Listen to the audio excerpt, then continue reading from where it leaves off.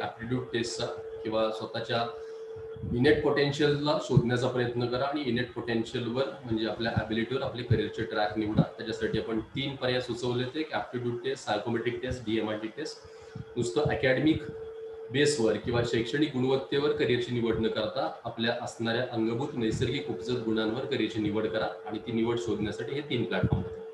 काल आपण पाहिलं होतं की ज्या वेगवेगळ्या स्पर्धा परीक्षा आहेत किंवा 10वी नंतर आपण 11वीच्या बरोबर कोणकोणत्या ठिकाणी कशा पद्धतीने करिअरला प्लॅन अप करू शकतो. म्हणजे त्याच्यात व्होकेशनल कोर्सेस आहेत, काही डिप्लोमाज आहेत आणि रेग्युलर ट्रेडिशनल आपण 11वीच्या आर्ट्स, कॉमर्स, सायन्स बद्दलची माहिती पाहिली होती. त्याच्यामध्ये आपण ह्युमॅनिटीज मधले काही कोर्स पाहिले, कॉमर्स मधले काही कोर्स पाहिले आणि सायन्स मधले काही करिअर ऑप्शन पाहिले. त्याच्यामध्ये आपण काल 2 परीक्षांमध्ये थोडंसं जाणीवपूर्वक डिस्कशन केलं होतं. एक आहे इंजिनिअरिंगची एंट्रन्स एक्झाम आणि दुसरी आहे ती मेडिकल एंट्रन्स एक्झाम. इंजिनिअरिंगच्या एंट्रन्स एक्झाममध्ये आपण 2 फेजेस बघितल्या, एक स्टेट लेवल, एक नॅशनल लेवल. स्टेट लेवलची जी कॉमन एंट्रन्स टेस्ट आहे MST CET याच्याबद्दलची डिटेल माहिती आणि त्या परीक्षेचं स्वरूप याची आपण माहिती घेतली. कॉमन एंट्रन्स टेस्टमध्ये दुसरी जी नॅशनल लेवलची एंट्रन्स एक्झाम आहे ती JEE मेन अँड ॲडव्हान्स याच्याबद्दलची पण आपण बेसिक माहिती घेतली. सिलेबस, कोर्स प्लॅनिंग, त्याचबरोबर त्याचा पेपर स्ट्रक्चर आणि इतर बेसिक गोष्टी आपण पाहिल्या होत्या. या दोन्हींसोबत आपण इंजिनिअरिंगच्या स्टेट आणि नॅशनल लेवलच्या कॉलेजचे प्लॅटफॉर्म्स पाहिले होते, कोणकोणत्या ठिकाणी कोणते कॉलेज आहेत आणि आपण कसं त्या कॉलेजला जाऊ शकतो याच्याबद्दलची बेसिक माहिती पाहिली. दुसरा पार्ट त्याच्यातला मेडिकल एंट्रन्स टेस्टचा की जी NEET NEET national eligibility cum entrance test ही एक्झाम आहे, त्या एक्झामची पण बेसिक माहिती आपण पाहिली, पेपरचं स्वरूप आणि त्याच्यातल्या काही प्रमुख गोष्टी आपण पाहिल्या होत्या. हा कालच्या सेक्शनचा समराईज पार्ट असं म्हणूया आपण. आज आपण पाहणार आहे की ह्या सगळ्या ज्या स्पर्धा परीक्षा आहेत त्या स्पेशली कुठलीही कॉम्पिटेटिव्ह एक्झाम असेल तर ती ह्या 2 वर्षामध्ये तुम्हाला प्रिपरेशन करायचे, ती क्रॅक करायची तर कशा पद्धतीने करायला पाहिजे. नक्की या परीक्षेचा बेस आपण जेव्हा पाहतो तर प्रिपरेशन्स कोणकोणत्या लेवलला करायला पाहिजे, कशा पद्धतीने करायला पाहिजे आणि मग कुठल्या गोष्टी सपोर्टिव्ह फेजमध्ये राहू शकतात. कारण आपण एक सुरुवातीला पहिल्या दिवशी एक उदाहरण पाहिलं होतं की शेतकऱ्याचं उदाहरण की जसं त्याला मशागत केल्याशिवाय कुठल्याही क्वालिटीचं प्रोडक्शन त्याला घेणं शक्य नाही, तसं तुमच्यासाठी पण हे आपण काल परवा बोललो होतो की तुम्ही तुमच्या विचारांची, तुमच्या बैठकीची, तुमच्या प्रत्येक गोष्टीची मशागत करत नाही तोपर्यंत त्याचा आउटकम मिळणार नाही आणि ही मशागत आत्ताच झाली पाहिजे. म्हणजे बिफोर तुमच्या कुठल्याही करिअरचे वर्कआउट स्टार्ट होण्या अगोदर जितका लेट कराल, जितकं डिले कराल तितकं ते उगवण्याची शक्यता कमी आहे. म्हणून हे लवकर सुरू झालं पाहिजे की ज्याच्यात तुम्हाला हे आयडियाज पाहिजे. आज जे मी तुम्हाला सांगणार आहे हे येणाऱ्या 2 वर्षामध्ये तुम्ही तुमचे करिअरचे प्लॅन करताना तुम्ही ज्या कोर्सेसची तयारी करणार आहात, जिथं तुम्हाला ज्या परीक्षांना उतरून त्याची आउटकम्स काढायचे, रिझल्ट काढायचे, तर हे सगळं करताना काय काय मूलभूत सुरुवातीला आपल्या फेजमध्ये आपण पाहिजे हे कळायला पाहिजे. अगदी आजपासून आपण विचार केला तर आफ्टर 2 इयर्स म्हणजे 2024ला म्हणजे आता हे 2023ला 21-22ला तुमचं 11वीतून 12वीत जाल, 22-23ला तुम्ही 12वीतल्या एक्झामच्या प्रिपरेशनमध्ये असाल ते मग त्यामुळं पुढच्या 2023च्या March, April, May either maybe June अशा ह्या 2 ते 3 महिन्यामध्ये तुम्ही तुमच्या परीक्षांना फेस करणार आहात.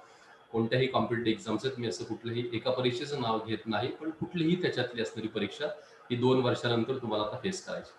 असं गृहीत धरूया की आपण ह्या 365 म्हणजे अप्रॉक्सिमेट 720-30 दिवसांचं जे आपण प्लॅन तयार करू, 700 प्लस डेजचा प्लॅन जो आपण तयार करू त्याच्यामध्ये काय काय असतं या 750 दिवसांमध्ये किंवा 700 प्लस दिवसांमध्ये काय घडतं तर तुमच्या काही महत्वाचे काही दिवस त्याचे आपण थोडे कॅल्क्युलेशन्स काढले ते अप्रॉक्सिमेट ऑन अन ॲव्हरेजली तुमच्याकडं एक 100 दिवस तुमच्या बाकीच्या कुठल्या कुठल्या वेगवेगळ्या गोष्टीत जाऊ शकतात, ज्याच्यामध्ये बऱ्याच काही गोष्टी आपण पकडूया म्हणजे घरातल्या ऍक्टिव्हिटीज असतील, इतर काही बऱ्याच गोष्टी असतील असं आपण त्याला पकडू शकतो. सुट्ट्यांचा भाग आहे, फंक्शनचा भाग आहे, आजारी असणं, फॅमिली प्रॉब्लेम्स आहेत, वॉट एव्हर जे काही राहतील तसे 100 दिवस त्याच्यातले आपल्याला गेले. सो उरलेल्या ज्या काही दिवसांमध्ये असेल म्हणजे अप्रॉक्स 600 दिवसांमध्ये आपण ह्या सगळ्या गोष्टींची तयारी करणार आहे.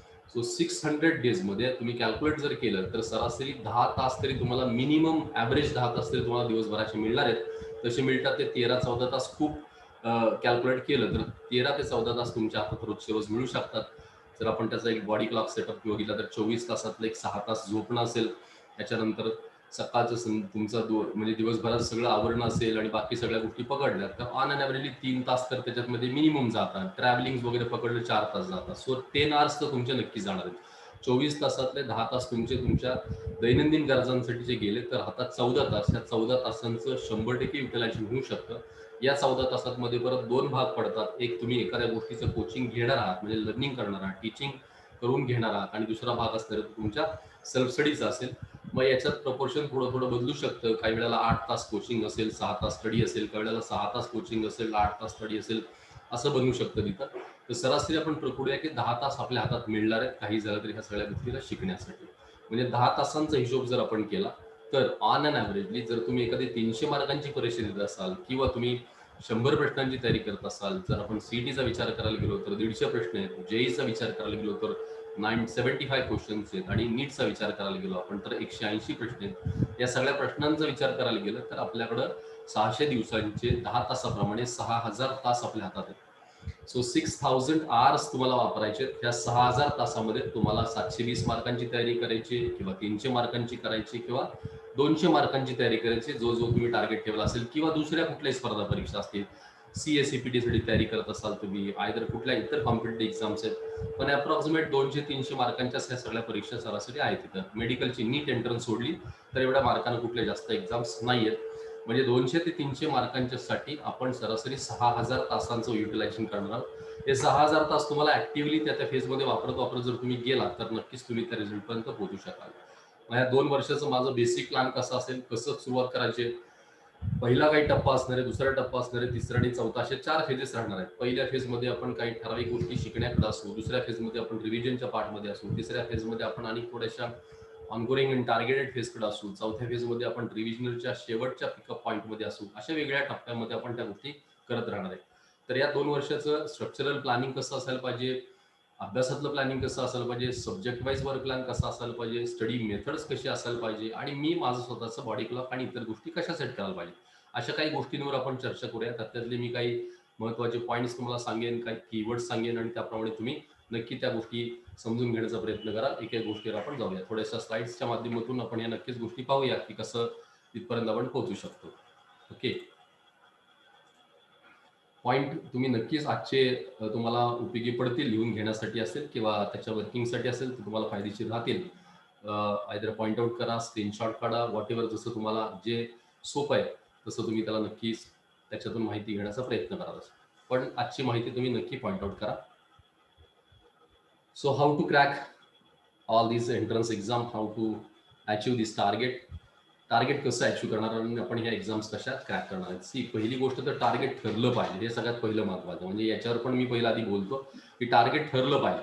टार्गेट जर नाही ठरलं तर तुम्हाला ते अचीव होणार नाही. म्हणजे मी जे पुढे सगळं बोलणार आहे त्याच्या तत्पूर्वी तुमच्याकडे एक गोष्ट अशी असायला पाहिजे, काल जे मी वेगवेगळ्या कॉलेजची माहिती सांगितली होती किंवा कटाप बद्दल बोललो होतो, तर ते ठरवणं खूप महत्वाचं असतं. इतकं महत्वाचं ना की जोपर्यंत तुम्ही ठरवत नाहीत की मला कुठल्या एरियात जायचंय, कुठल्या सेक्टरमध्ये थोडक्यात जायचंय, कुठल्या कॉलेजला जायचंय, कुठल्या ब्रांचला जायचं आणि त्याच्यासाठी लागणारा कट ऑफ काय, हा मला टेंटेटिव्ह माहिती असायला पाहिजे. या वर्षी लागलेला किंवा गेल्या वर्षी लागलेला कट ऑफ 2 वर्षानंतर हा कमी येणार नाही, तो निश्चित थोडा जास्त लागेल. मग त्याच्यामध्ये थोडेसे काही प्रोग्रेसिव्ह मार्क आपण ऍड करून आपण ठरवू शकतो. सो पहिलं ठरवा. तिथं तुम्हाला दुसरं काही कळत नसेल तरी चालेल, पण आज हा सेशन संपला की ठरवा की मला इंजिनिअरिंग सीईटीतून महाराष्ट्रात करायचं, तर 200 पैकी मला XYZ मार्क पडले पाहिजेत. म्हणजे माझं एक्स कॉलेज क्लिअर ठरवा, एक्स कॉलेज, वाय ब्रँच आणि झेड मार्क असं माझं टार्गेट असेल. तुम्ही अगदी वाटलं ठरवलं ना की मला COEP ला जायचंय, कम्प्युटर ब्रांचला जायचंय आणि 180 माझे मार्क असायला पाहिजे. तुम्ही नॅशनलला NITचं टार्गेट ठरवा किंवा कुठल्याही लेवलचं कॉलेज तुम्ही ठरवा, ऑटोनॉमस युनिव्हर्सिटी ठरवा, व्हॉट एव्हर तुम्हाला ते ठरवता येईल. तुम्ही मेडिकल एंट्रन्सचं टार्गेट ठरवा, 720 पैकी मला गव्हर्नमेंट कॉलेजला जायचं आणि इतके इतके मार्क पाडले पाहिजेत, हे माझं कॉलेज टार्गेट आहे आणि ही माझी त्याच्यातली ब्रांच आहे आणि ह्याच्यासाठी माझा इतका स्कोर आहे. सो आज तुम्ही ते ठरवणं महत्वाचं आहे. ते ठरवणं योग्य अयोग्य चूक बरोबर काहीही याचा विचार करू नका. पहिलं ते ठरवा. कुठलीही गोष्ट अशी कधीच फिक्स होत नाही की ती आज आपण ठरवली ती योग्य असते आणि ती तशीच असणार, असं कधी घडत नाही. चुका घडणार आहे तुमच्या. म्हणजे मी कायम स्टुडंटला वाक्य सांगतो की तुम्ही रोज चुकला तरी चालेल, 100 चुका करा, फक्त एक चूक दुसऱ्यांदा करू नका, एवढी मात्र काळजी घ्या. रोज चुकला तरी चालेल, फक्त एक चूक रिपीट करू नका. ज्या चुका आपण रिपीट करतो तिथं आपली सगळी प्रगती थांबते. त्यामुळे प्रगती चुकांच्या बाबत कधी काळजी करायची कारण नाही. आज टार्गेट ठरवलं पण तुम्हाला असं वाटलं की मी खूपच मोठं ठरवलंय, काही प्रॉब्लेम नाही, नंतर ते थोडंसं डाऊन करता येईल. आज असं वाटतं की खूपच छोटं ठरवलं, नंतर ते इम्प्रुव्हमेंट करता येईल, असं काही नाही. फक्त विचार करणं आणि तो मांडणं महत्वाचं आहे. सो पहिलं टार्गेट काय असायला पाहिजे ते तुम्ही फक्त ऑन पेपर मांडा. ज्यावेळेस तुम्ही ते पेपरवर मांडाल तेव्हा तुमच्या डोक्यासमोर ते क्लिअर कट समोर यायला लागेल. So first of all write on your target, fix it, focus it. व तुम्हाला ते कसं करायचं जायचं आपण ते बोलत बोलत जाणार आहे. 11वी-12वीचा आपण विचार करतोय. मी स्पेशली ह्या 2 परीक्षांच्या अँगलने बोलणार आहे म्हणून मी तोच कॉन्सेप्ट समोर घेतला आणि त्याच्यावरच्या काही गोष्टी बोलेल. 11वी-12वीला तुम्ही बोर्डला ऍडमिशन घेणार कोणकोणत्या, either state board, CBSE board, ICSE board, IB board, तुम्हाला जे काही पॉसिबल आहे, जिथं तुम्ही कुठं असाल आणि ज्या काही गोष्टी ठरवल्या असतील त्याप्रमाणे XYZ तुमच्यासमोर बोर्ड असणार आहे की जे तुमचं 11वीचं आणि 12वीचं पुढे असणार ऍडमिशन असेल. 2 परीक्षा तुम्हाला फेस करायच्या आहेत. One is subjective and second is objective. म्हणजे एक बोर्डाची परीक्षा तुम्हाला द्यायची आणि एक एंट्रन्सची एक्झाम द्यायची आहे. सब्जेक्टिव्ह परीक्षा बोर्डसाठी असणारे, ऑब्जेक्टिव्ह परीक्षा एंट्रन्ससाठी असणार, असे 2 क्लिअर कट पार्ट आहेत.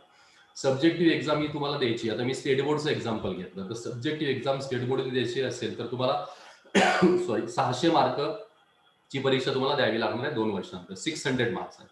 600 मार्कांचं कॉम्बिनेशन बनेल तुमच्या सब्जेक्टचं ग्रुपिंग. म्हणजे त्यात आपण बोललो तो कोर ग्रुप आहेत, PCMB असे 4 विषय तुमचे असतील. फिजिक्स, केमिस्ट्री, मॅथ्स आणि बायोलॉजी. इंग्लिश कंपल्सरी असेल. 5वा विषय 500 मार्क्स झाले आणि 6वा विषय जो असेल तो तुम्ही घेऊ शकता. एखादी लँग्वेज घेऊ शकता, जॉग्राफी घेऊ शकता, IT घेऊ शकता, वॉट एव्हर जो त्या कॉलेजला अवेलेबल असेल. तर मी स्टेट बोर्डचं उदाहरण देतो. CBSE मध्ये थोडेसे फरक आहेत, ICSE मध्ये पण अजून थोडे फरक आहेत तिथं. नंतर तुम्हाला दुसरा ऑप्शन असेल ग्रुप वाईज आहे, तर तुम्ही PCM ग्रुप करू शकाल, PCB ग्रुप करू शकाल. PCM ग्रुपमध्ये फिजिक्स, केमिस्ट्री, मॅथ्स असे 3 विषय असतील. इंग्लिश कंपल्सरी असेल. फॉर्च्युनेटली तुम्ही जिथे ऍडमिशन घेत आहात तिथे टेक्निकल सब्जेक्ट असेल, इलेक्ट्रॉनिक्स, कम्प्युटर सायन्स किंवा अजून 2-3 टेक्निकल सब्जेक्ट आहेत, ते मिळाल तर ते 200 मार्काचे डायरेक्ट असतात प्रॅक्टिकल सहित. त्यामुळे हे 600 मार्क्स असे होतील. अजून एक ऑप्शन तुम्हाला PCB ग्रुपचा फिजिक्स, केमिस्ट्री, बायोलॉजी, 4था सब्जेक्ट इंग्लिश. राहिलेले 2 विषयामध्ये तुम्ही IT घ्याल, जॉग्राफी घ्याल, लँग्वेज घ्याल, अनेक भाषा त्या कॉलेजला असू शकतात किंवा अजून वेगळं पण कॉम्बिनेशन असेल. मी एक नॉर्मल उदाहरण फक्त देते. असं 600 मार्क स्टेट बोर्डसाठी तुम्हाला बोर्डाची तयारी करायची.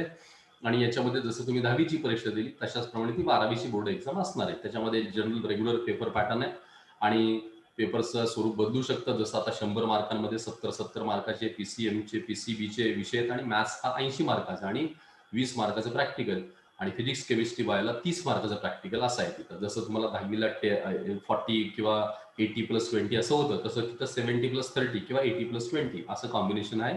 आणि बायफोकल्स किंवा लँग्वेजेसला पण तशाप्रमाणे कॉम्बिनेशन आहेच.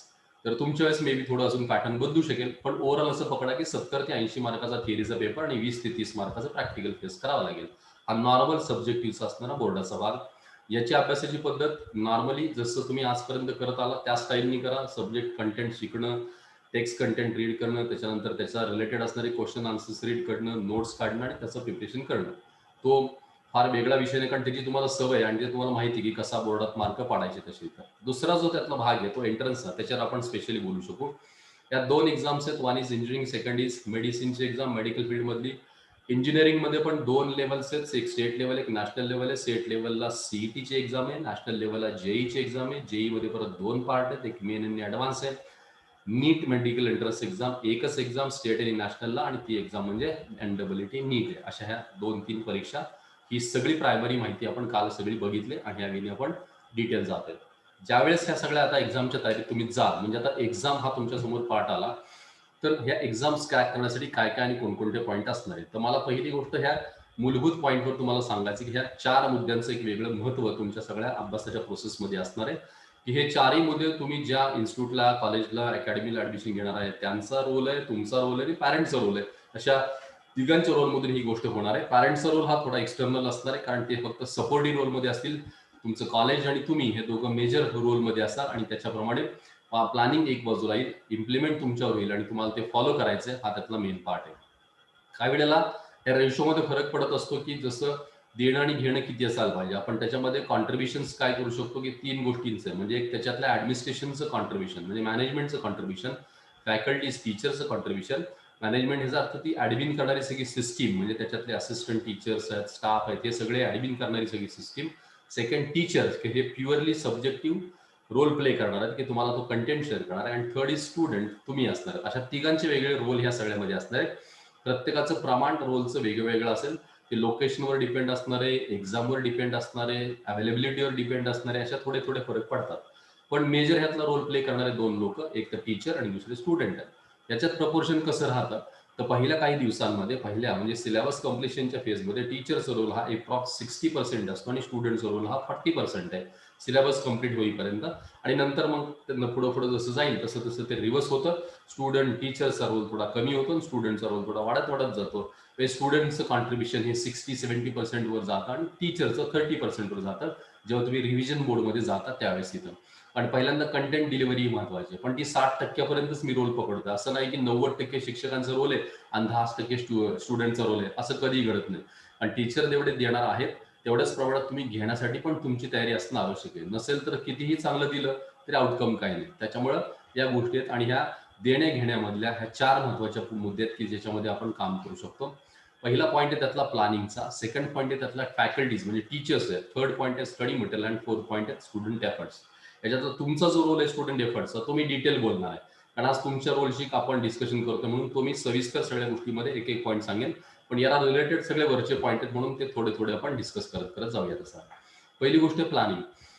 प्लॅनिंग करताना काय बेसने आणि कशाने असायला पाहिजे, तर प्लॅनिंग मध्ये काही 4 टप्पे महत्वाचे आहेत. हे प्लॅनिंग कशाबद्दलचं, तर टीचिंग प्लॅनिंग बद्दल म्हणतो. म्हणजे त्याच्यात अनेक प्लॅन सगळे येतात, त्याच्यामध्ये सगळ्यात मेजर प्लॅन जो तो टीचिंगचा, म्हणजे तुम्हाला कसा कंटेंट डिलिव्हर करायचा आहे या 2 अकॅडमिक इयर्स मध्ये तुम्हाला कंटेंट कसा द्यायचा आहे याचं प्लॅनिंग खूप महत्वाचं असतं. आणि ते एकदा चित्र समोर असेल तर मग बरोबर तुम्हाला त्या पद्धतीने त्या सगळ्या गोष्टी डिलिव्हर होतील. सो प्लॅन हा 100% भाग आहे आणि हा गुणाचा तर तुमच्या कॉलेजचा रोल आहे, तुमच्या इन्स्टिट्यूटचा रोल आहे की ज्यांनी तो प्लॅन अतिशय प्रॉपर वेनी करायला पाहिजे. तिथं त्याचं थोडं महत्व बघूया आणि आपण पुढच्या एक एक गोष्टी बघूया. मी सॅम्पल प्लॅन फक्त सांगतो की कशा कशाप्रमाणे असणार आहे की प्लॅनिंगचं एक महत्व. मी त्याला सायंटिफिक प्लॅनिंग असं पण परत म्हटलंय. याचं पण रिझन तितकंच आहे, कारण कुठलीही गोष्ट कॅल्क्युलेटेड असायला पाहिजे. फॉर एक्झाम्पल एखादा सिलेबस डिझाईन करत असताना आता प्लॅनिंगचा हा समोर पार्ट आहे, समोर तुम्हाला कंटेंट सगळा दिसेल. 4 फेज मध्ये मी हा प्लॅन डिस्ट्रीब्यूट केलेला आहे की टेंटेटिव्ह तो कसा आपण ठरवू शकतो असायला पाहिजे. व्हेरिएशन्स आहेत हे सॅम्पल आहेत, त्यामुळं एक त्या फेजनी आपण काम करू शकतो. पहिली स्टेप, दुसरी स्टेप, तिसरी स्टेप आणि चौथी स्टेप आहे. पहिली स्टेप ही पहिली सिलेबस कम्प्लिशनची स्टेप असणार आहे. सेकंड स्टेप ही रिव्हिजनची स्टेप आहे, फुल कोर्स अख्खा रिवाइज करण्याची. थर्ड स्टेप ही बोर्डच्या अगोदरची काही 1, 2, 3 महिन्याची स्टेप आहे. आणि चौथी स्टेप ही आफ्टर बोर्ड एक्झामची. असे 4 त्यातले हे दिसतात. पहिल्या फेजमध्ये पण काय बघितलं पाहिजे, करायला पाहिजे, तर स्पेशली पहिला सिलेबस सगळा कम्प्लीट करणं आवश्यक आहे.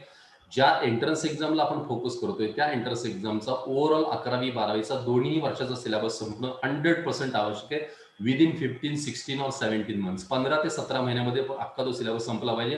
मी खूप डिले सांगतोय, 15 महिन्याच्या आत थोडाफार शक्यता राहू शकते, पण 15 महिने ही ऍव्हरेज फिगर आहे. त्यातले 15 महिन्यात अख्खा 11वी अख्खा 12वीचा सिलेबस टोटली कोर्स शिकून संपला पाहिजे. हा कोर्स शिकवत असताना दोन्ही लेवलला झाला पाहिजे, म्हणजे सब्जेक्टिव्ह प्लस ऑब्जेक्टिव्ह दोन्ही लेवलला झाला पाहिजे. म्हणजे एंट्रन्स लेवलनी सुद्धा होणं आवश्यक आहे.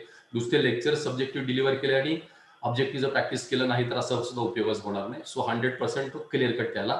जर जून 2021 ला प्लॅन सुरू झाला कोर्स प्लॅन, तर पुढच्या वर्षी 15 महिन्यानंतर म्हणजे ऑगस्ट 2022 ला तो तुमचा अख्खाच्या अख्खा सिलेबस संपणं खूप आवश्यक आहे. नंबर 2 मध्ये नंतर रिव्हिजन झाली पाहिजे. जो सगळा कोर्स संपेल त्या अख्ख्या कोर्सची एक रिव्हिजन झाली पाहिजे. हे 3 महिने, 4 महिने किंवा 5 महिने एवढे तर रिव्हिजनला पाहिजेत. मिनिमम 3 महिने, मॅक्सिमम 5 महिने असा ऍव्हरेज रेशो आहे. तो ह्या 3 ते 5 महिन्यामध्ये अख्खा कोर्स रिवाइज झाला पाहिजे.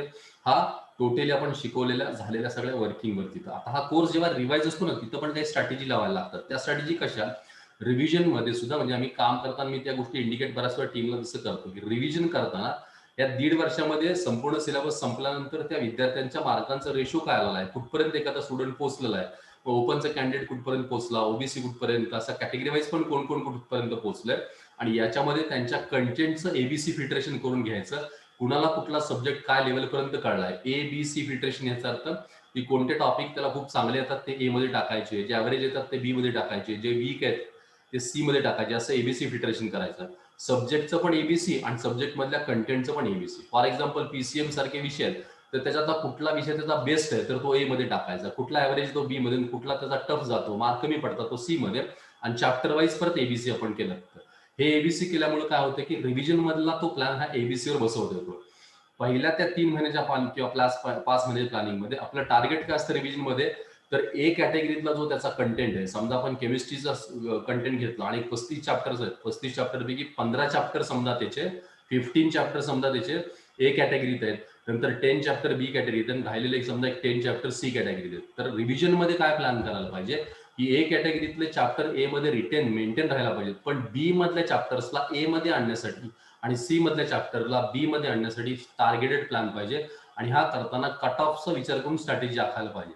म्हणजे 300 मार्काच्या जेईच्या साठी एखाद्या ओपनच्या कॅन्डिडेटला चांगलं एनआयटी कॉलेज पाहिजे असेल आणि त्याला समजा 150 मार्क गरज आहे आणि तो सध्या 100 मार्कांवर आहे, तर तो 50 मार्काचा जो शॉर्टफॉल आहे तो 50 मार्काचा शॉर्टफॉल या सब्जेक्ट मधल्या कुठल्या विषयातून भरून काढायचा याची स्ट्रॅटेजी करून तो रिव्हिजन प्लॅन असायला पाहिजे. चॅप्टर वाईज पण जर आपण तसं गेलो तर सेम तीच गोष्ट आहे तिथं की नीट मध्ये समजा 720 मार्कांची परीक्षा आणि आपल्याला एखाद्या ओबीसी कॅन्डिडेटला 540 मार्कांची गरज, तो 400 मार्कांवर आहे आणि 140 मार्क्स स्कोर त्याचा आता एक्सटेंड करायचं, त्या 140चा हिशोब लावला पाहिजे. मग त्याच्यात बायोत किती वाढवायचे, केमिस्ट्रीत किती आणि फिजिक्समध्ये किती. मग बायोमधले पण त्याचे टॉपमोस्ट चॅप्टर्स ए वाले कोणते, बी वाले कोणते, सी वाले कोणते, आणि असं कॉम्बिनेशन करून त्याचा तो सगळा रिव्हिजनरी प्लॅन बसवला पाहिजे. प्रत्येक स्टुडंटचा, प्रत्येकाचा पर्सनल प्लॅन प्रत्येक स्ट्रॅटेजी असायला पाहिजे. सो सेकंड स्टेपमध्ये ही वैयक्तिक प्लॅनिंग स्ट्रॅटेजी करावी लागते. पहिल्या स्टेपमध्ये काय असणार आहे की सगळ्यांना कोर्स एकसारखा शिकवणं. सेकंड पार्टमध्ये कोर्स नंतर टार्गेट सेट करून की मला ह्या कॉलेजला जायचंय, ह्या ब्रांचला जायचंय आणि त्याला इतके इतके कट ऑफ लागतात आणि मला आता पडणारे मार्क सगळ्या सिलेबसवरची एक्झाम झाल्यानंतर इतके इतके मार्क पडत आहेत आणि एवढे मार्क मला थोडे कमी आहेत. एवढे जर मार्क मला कमी पडत असतील तर मग मला कितीच इम्प्रुव्हमेंट करायला पाहिजे आणि तेवढ्याच चॅप्टरची मॅक्सिमम इम्प्रुव्हमेंट त्यात ठेवायला पाहिजे. म्हणजे त्या 3-5 मंथ्समध्ये ती रिव्हिजनरी तसा प्लॅन असायला पाहिजे. तो डिटेल नंतर आपण बरोबर डिस्कस करू शकू. नंबर 3 ची स्टेज आहे की ही सब्जेक्टिव्हची स्टेज आहे. म्हणजे बोर्ड एक्झामची त्याला तयारी करावी लागेल. बोर्डाच्या एक्झामच्या अगोदर थोडे काही दिवस त्याला एस्पेशली बोर्डचे टोटल रिव्हिजन करणं महत्वाचं आहे. कारण मुलांना बोर्डाच्या अगोदर थोडंसं प्रेशर क्रिएट होतं. कारण टोटली थ्रू आउट जेव्हा ते कंटिन्यू सब्जेक्टिव्ह सोडून ऑब्जेक्टिव्हचा अभ्यास करतात, बोर्ड एक्झाम डिक्लेअर झाली किंवा डिसेंबर जानेवारी आला की त्यांना प्रेशर क्रिएट व्हायला लागतं की मला आठवत नाही, मला लिहिता येत नाही. कारण सलग 1.5 वर्षामध्ये मॅक्सिमम एंट्रन्सवर सराव केल्यामुळे पटापट क्लिक करायची सवय असते, कॅल्क्युलेशन स्पीडमध्ये करायची सवय असते, रायटिंगचं प्रॅक्टिस खूप कमी होतं आणि मग अशा अवस्थेमध्ये थोडंसं दडपण होतं आणि मग ते दडपण त्यांना त्या रेग्युलर रुटीनला पण बिघडवण्याचं मदत करतं किंवा तसं घडतं. म्हणून एस्पेशली शेवटच्या काही दिवसामध्ये बोर्डाचं पण कंटेंटवर थोडं रिव्हिजन होणं आवश्यक आहे. थ्रूआउट त्या 1.5 वर्षात पाहिजेच आहे तिथं, पण मेजर प्रॅक्टिस परत त्या दरम्यान पाहिजे. टेस्ट पेपर सोडवणं, जुने पेपर असतील, अजून काही गोष्टीवर काम करावं लागतं. आणि चौथी स्टेप आहे की ज्यावेळेस त्याचा ऍक्च्युअली बोर्ड एक्झामचा पेपर होईल त्याच्यानंतर रिव्हिजनरी जो पार्ट आहे त्या रिव्हिजनरी पार्टमध्ये प्युअरली वेगवेगळ्या लेवलचे क्वेश्चन पेपर्स आणि एंट्रन्स एक्झाम्सवर वर्कआउट करून म्हणजे मल्टिपल टाईपच्या क्वेश्चन्सवर काम करत करत त्याला तिथपर्यंत नेता आला पाहिजे. असा तो लास्ट 4 स्टेप्स असणारा प्लॅन आहे. असे 4 सेक्शन्स आपण विचार करू शकतो. हे जनरल अकॅडमिक प्लॅनिंग आहे. आता हे प्रत्येक कॉलेजचं, प्रत्येक इन्स्टिट्यूटचं, अकॅडमीचं वेगळं असू शकतं. मी एक टेंटेटिव्ह समोर सांगितलं. ह्याच्यात थोडे व्हेरिएशन बॅच वाईज असू शकतात, कोर्स वाईज पण व्हेरिएशन असू शकतात आणि तसं करायला काहीच हरकत नाही. हा टोटल 2 वर्षाचा प्लॅन समोर झाल्यानंतर मग 1 वर्षाचा प्लॅन करायला पाहिजे. मग किंवा तो पहिला 15 महिन्याचा प्लॅन आहे सिलेबस कम्प्लिशनचा, मग तो 15 महिन्याचा प्लॅन त्या मंथ वाईज सेट करायला पाहिजे. मग जून महिन्यामध्ये काय, जुलैमध्ये काय, ऑगस्टमध्ये काय, असं प्रत्येक महिन्याचा प्लॅनिंग मध्ये ते बसवलं पाहिजे. मग जूनमध्ये सब्जेक्ट वाईज फिजिक्समध्ये कुठले चॅप्टर्स, केमिस्ट्री कोणते चॅप्टर्स, मॅथ्स कोणते आणि बायो कोणते, ती एक स्ट्रॅटेजी असते. ही पण डिपेंड असते की त्या बॅच मध्ये किती विद्यार्थी आहेत, कोणत्या लेवलचे विद्यार्थी आहेत आणि टीचिंग फॅकल्टी कशी आहेत ह्याच्यावर बरंचसं व्हेरिएशन राहतं. समजा एखादी बॅच की त्याच्यात खूप चांगले टॉपर्स विद्यार्थी आलेत आणि एका मार्कांच्या रेंजमधले बौद्धिक क्षमता चांगली असणारे विद्यार्थी जर आले असतील तर तिथं टीचिंगचं स्पीड हे वाढू शकतं आणि कारण स्टुडंटचं ग्रास्पिंग चांगलं असल्यामुळे टीचिंग स्पीड वाढू शकेल. ॲव्हरेज आणि बिलो ॲव्हरेज मुलं असतील तर मात्र परत थोडं व्हेरिएशन करावं लागतं. एखाद्या बॅचला एका महिन्यात फिजिक्सचे 4 चॅप्टर पण शिकू शकतो, तर दुसऱ्या बॅचमध्ये कदाचित तो 1 किंवा 1.5 किंवा 2 चॅप्टर होतात, असंही होण्याची शक्यता असते. सो मंथ वाईज प्लॅन करणं महत्वाचं आहे. मंथ वाईज प्लॅन झाल्यानंतर वीक वाईज प्लॅन आहे. वीक वाईज प्लॅन मध्ये पण मग त्या चॅप्टरला 1 महिन्यामध्ये आपण जेव्हा घेतो तेव्हा प्रत्येक आठवड्यामध्ये त्याचं डिस्ट्रीब्युशन होणं आवश्यक आहे. मग त्या आठवड्यामध्ये कोणकोणते कंटेंट आपण त्यात घेऊ शकतो, त्या चॅप्टरचे कोणकोणते कंटेंट घेऊ शकतो हे ठरवता येतं. आणि त्याच्यानंतर मग डेली प्लॅन येतो की जो डेली प्लॅन तुम्हाला तुमच्या सेल्फ स्टडीशी मॅच करता येऊ शकेल. त्याच्यावर आपण नंतर कसं बोलूया. तर हा पहिला भाग मी सांगितला की प्लॅनिंग मध्ये फर्स्ट पार्ट काय. 100% फर्स्ट पार्ट मध्ये एक गोष्ट अशी असणार आहे की क्लिअर कट त्याच्यात हे भाग राहील तिथं की कुठंतरी स्पेसिफिक तुम्हाला एकंदर कॅलेंडर वाईज वर्किंग तुम्हाला कळेल आणि तुम्हाला इन्स्टिट्यूटचा प्लॅन कळेल. इन्स्टिट्यूटचा प्लॅन एकदा तुम्हाला लक्षात आल्यानंतर मग तुमच्या स्वतःच्या बाकीच्या बेसिक प्लॅनिंगवर जायला तुम्हाला सुरुवात करता येऊ शकेल. तो आपण लास्टला 4th पॉईंटला बोलणार आहे. नंबर 2 आहे तो फॅकल्टीज, टीचर्स फॅकल्टीचा रोल, ज्याच्याबद्दल आपण कायम बोलत होतो आणि त्याच्याचं महत्व पण सांगितलं. या 2 एक्झामच्या दृष्टीने एक पर्टिक्युलरली मला एक ऑब्झर्वेशन आहे किंवा असं आपण बोलू शकू की फिजिक्स आणि केमिस्ट्री ह्या 2 सब्जेक्टसाठी फिजिक्स आणि मॅथ्स ह्या 2 सब्जेक्टसाठी टेक्निकल बेस स्ट्रॉंग असणारे फॅकल्टीज आवश्यक आहे की ज्यांचं बेसिकली मॅथमॅटिकल कॅल्क्युलेशन्स आणि ऍप्लिकेशन अतिशय हायर आहे अशा टीचरची खूप गरज राहते. आणि केमिस्ट्री आणि बायोसाठी थिअरी एकदम स्ट्रॉंग असणारे फॅकल्टीची खूप गरज आहे की ज्यांचा थिअरी बेस एकदम स्ट्रॉंग आहे. कारण काय कंटेंट एकदम डीप विचारतात, लाईन टू लाईन क्वेश्चन असतात. सो ह्या केमिस्ट्री आणि बायोसाठी थिअरी बेस. आपण खूप जरा टेक्निकली बोलायला गेलो तर इव्हन असं पण म्हणू शकतो की आपण मॅथ्स आणि फिजिक्ससाठी बीटेक फॅकल्टी आपण गृहीत धरू शकू आणि केमिस्ट्री आणि बायोसाठी ही MSc PhD किंवा MSc बेस असलेली फॅकल्टी आपण विचार करू शकू. अशा 2 प्रकारे त्या फॅकल्टीचं डिस्ट्रीब्युशन करता येईल. हे प्रत्येक फॅकल्टीच्या अनुभवावर बदलू पण शकतं. मी फक्त टेंटेटिव्ह तुम्हाला सांगतोय, कारण त्या सब्जेक्टची तशी गरज आहे. कारण मॅथ्स आणि फिजिक्सला बेसिक कॅल्क्युलेशन्स आहेत आणि केमिस्ट्री आणि बायोला थिअरी बेस अतिशय महत्वाचा आहे. सो हे जनरल 2 डिस्ट्रीब्युशन्स आहेत. आता हे जे मी पॉईंट्स तुम्हाला सांगतोय, या पॉईंटचा तुम्हाला काय उपयोग आहे? ज्यावेळेस तुम्ही तुमचं 11वीचं ऍडमिशन कराल किंवा केलं असेल किंवा वॉट एव्हर तुम्ही बघाल, त्यावेळेस तुम्ही हे पण बघणं आवश्यक आहे की कुठली फॅकल्टी कुठल्या एज्युकेशन क्वालिफिकेशनचे, त्यांचा एक्सपिरियन्स काय आणि तो एक्सपिरियन्स त्या ठिकाणी गेल्यानंतर मला उपयोगी पडणार आहे का, त्याचा बेस काय. प्रत्येक ठिकाणी तुम्हाला प्रत्येक आपला रोल कळत नाही, तिथं तुमचा रोल तो असतो पण आपल्याला तो लवकर ऑब्झर्व होत नाही. सो टीचर बघताना ही गोष्ट बघणं खूप महत्वाचं आहे. नंबर 2 फॅकल्टीच्या मध्ये काय येतं की त्यांचं एज्युकेशन म्हणजे स्वतःचं अकॅडमिक रेकॉर्ड कसं आहे, म्हणजे त्यांचं बेसिक रेकॉर्ड कसं आहे. नंबर 2 एक्सपिरियन्स आहे. ह्या 2 गोष्टी येतात.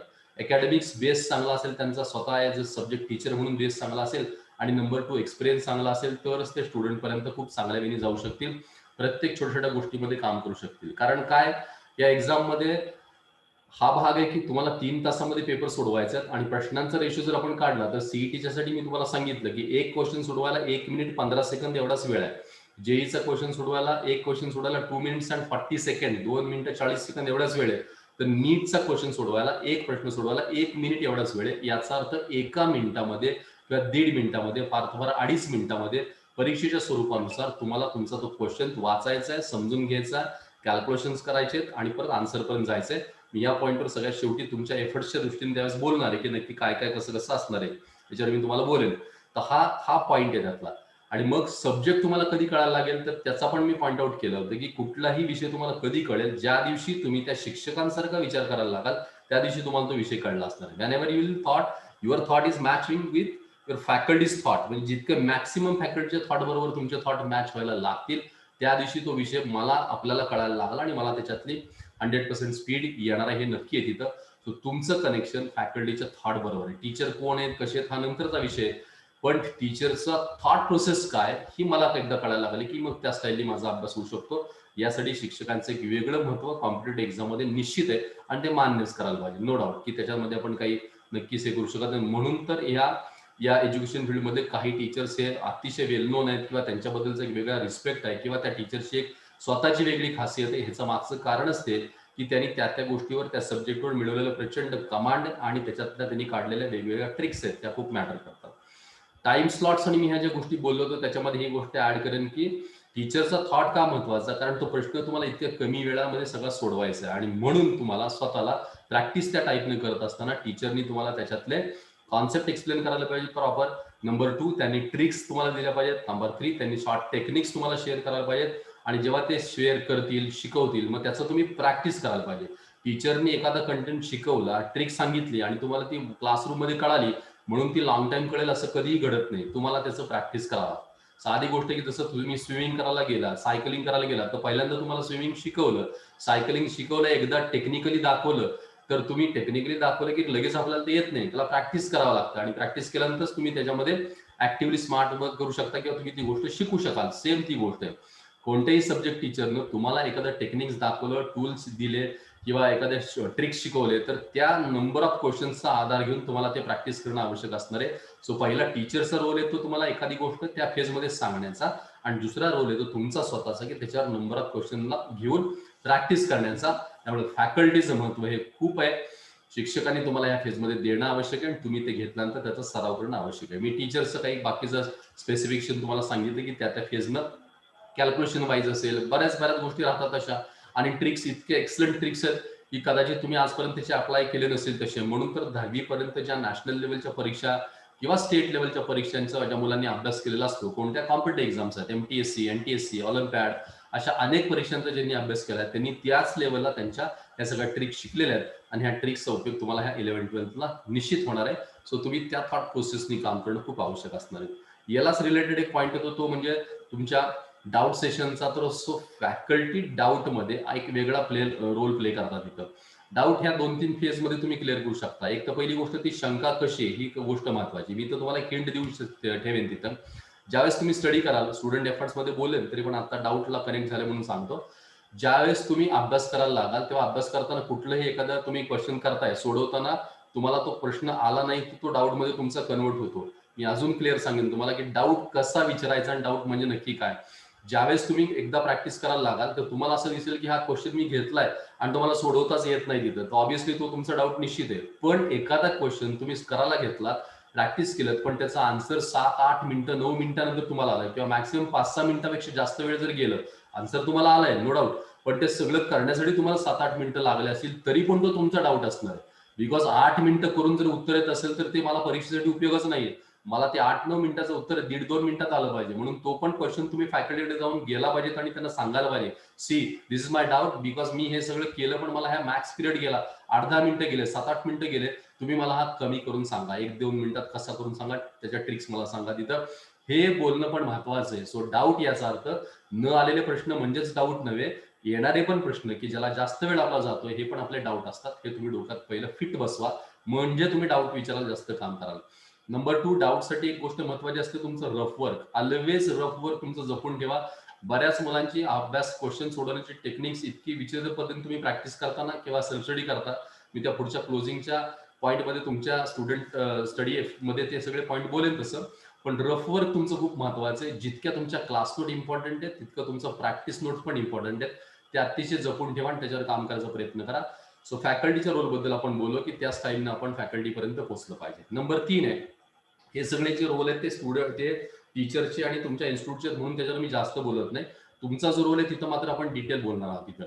नंबर 3 आहे स्टडी मटेरियल. हे मात्र लक्षात तुम्ही व्यवस्थित ठेवा. खूप प्रचंड मटेरियल आहे, म्हणजे ह्या परीक्षांचा कुठलाही परीक्षा तुम्ही घ्या, इतकं मार्केटला मटेरियल आहे ना, ज्याला ज्याला जसं जसं वाटते तसं तसं त्यांनी मटेरियल मार्केटला आणलेलं आहे आणि त्याप्रमाणे मुलं ते फॉलो करतात. ज्याला कुणाला कसं यश मिळेल तसं ते एकमेकांकडून मेसेज पास ऑन होतात आणि मग मुलांचा त्या मटेरियलकडे वापरण्याचा ओढा वाढतो आणि मग त्या मटेरियलची पब्लिसिटी होते. असा एक त्याच्यातला एक जनरल एक एक आपण फॉर्मॅट तयार झाला असं म्हणायला हरकत नाही.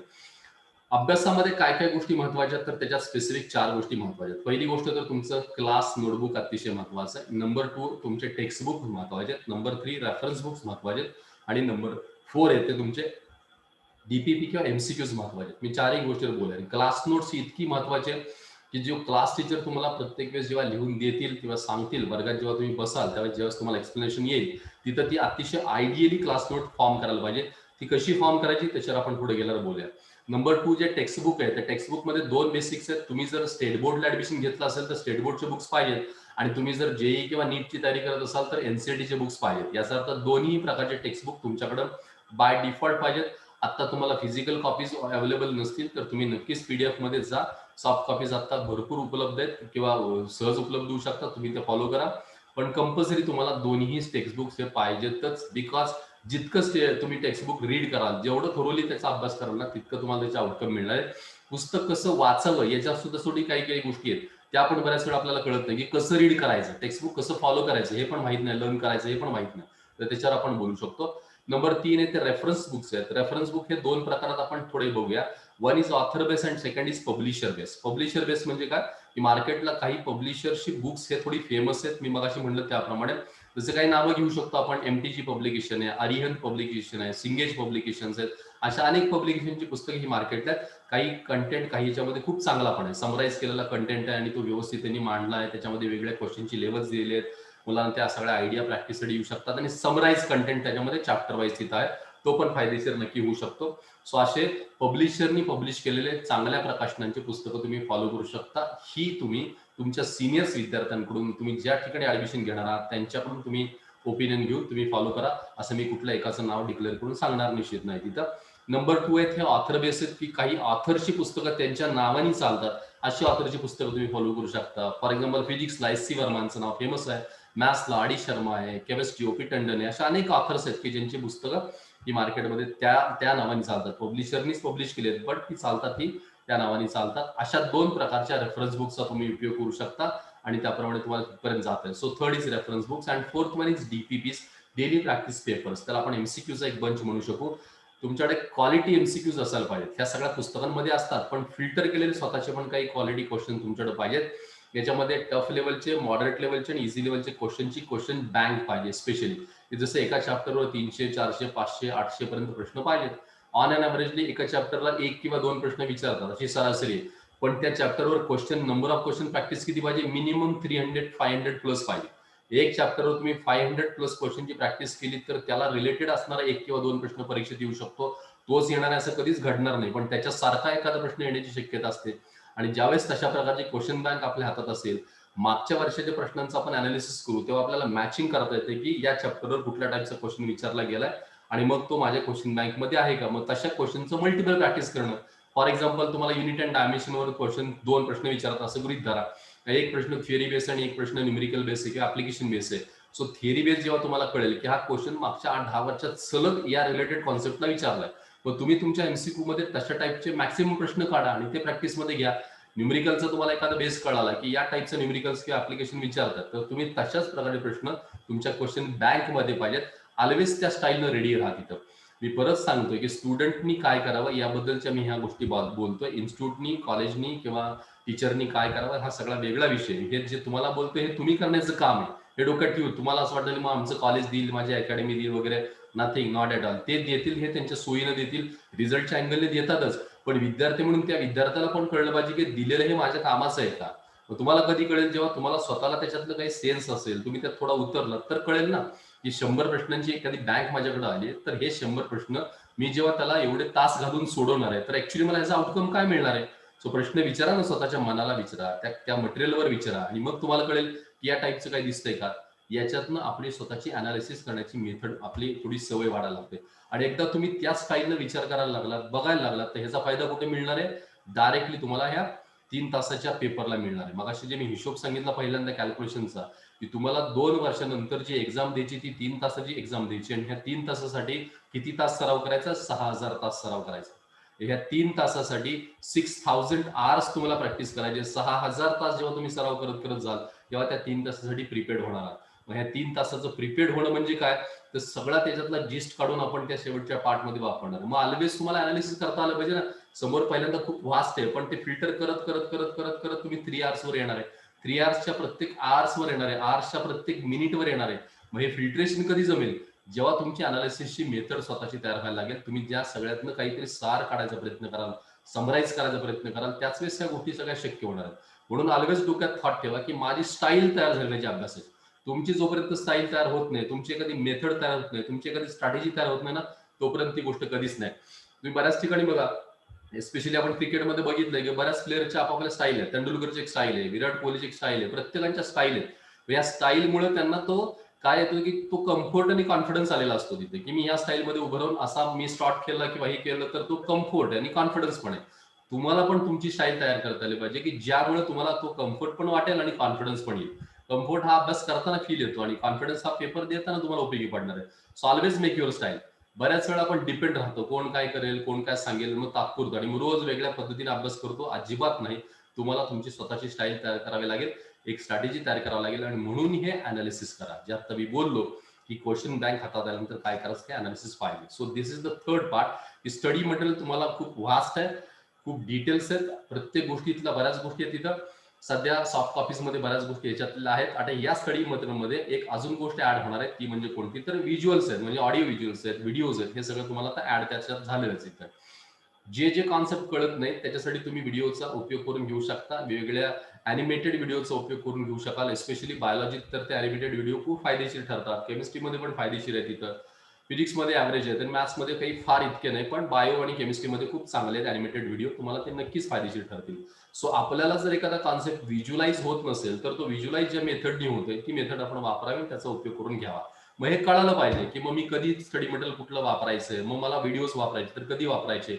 काही मुलांचं असं होतं की पॅरेंटना सांगतात, मग पालक कुठून तरी ते परचेस करतात, त्याचं काय असेल ते अॅन्युअल चार्जेस भरतात आणि मग आपण कंटिन्यू त्याच्यावरच बसलेलो असतो. पण हे असं करून चालणार नाही. तुम्हाला कळू देत की हा कॉन्सेप्ट मला ह्या व्हिडिओतनं बघायचं, तर नक्की त्या व्हिडिओतलं बघायचंय काय, नक्की त्याच्यातनं काय चेकआउट करायचंय. अख्खा बघून झाल्यावर कळतं रे उगाच मी 3 तास घालवले, ह्याच्यात काही नव्हतंच, मला पाहिजे ते नाहीच कळालं. मग असे ती थॉट प्रोसेस व्हायला लागते.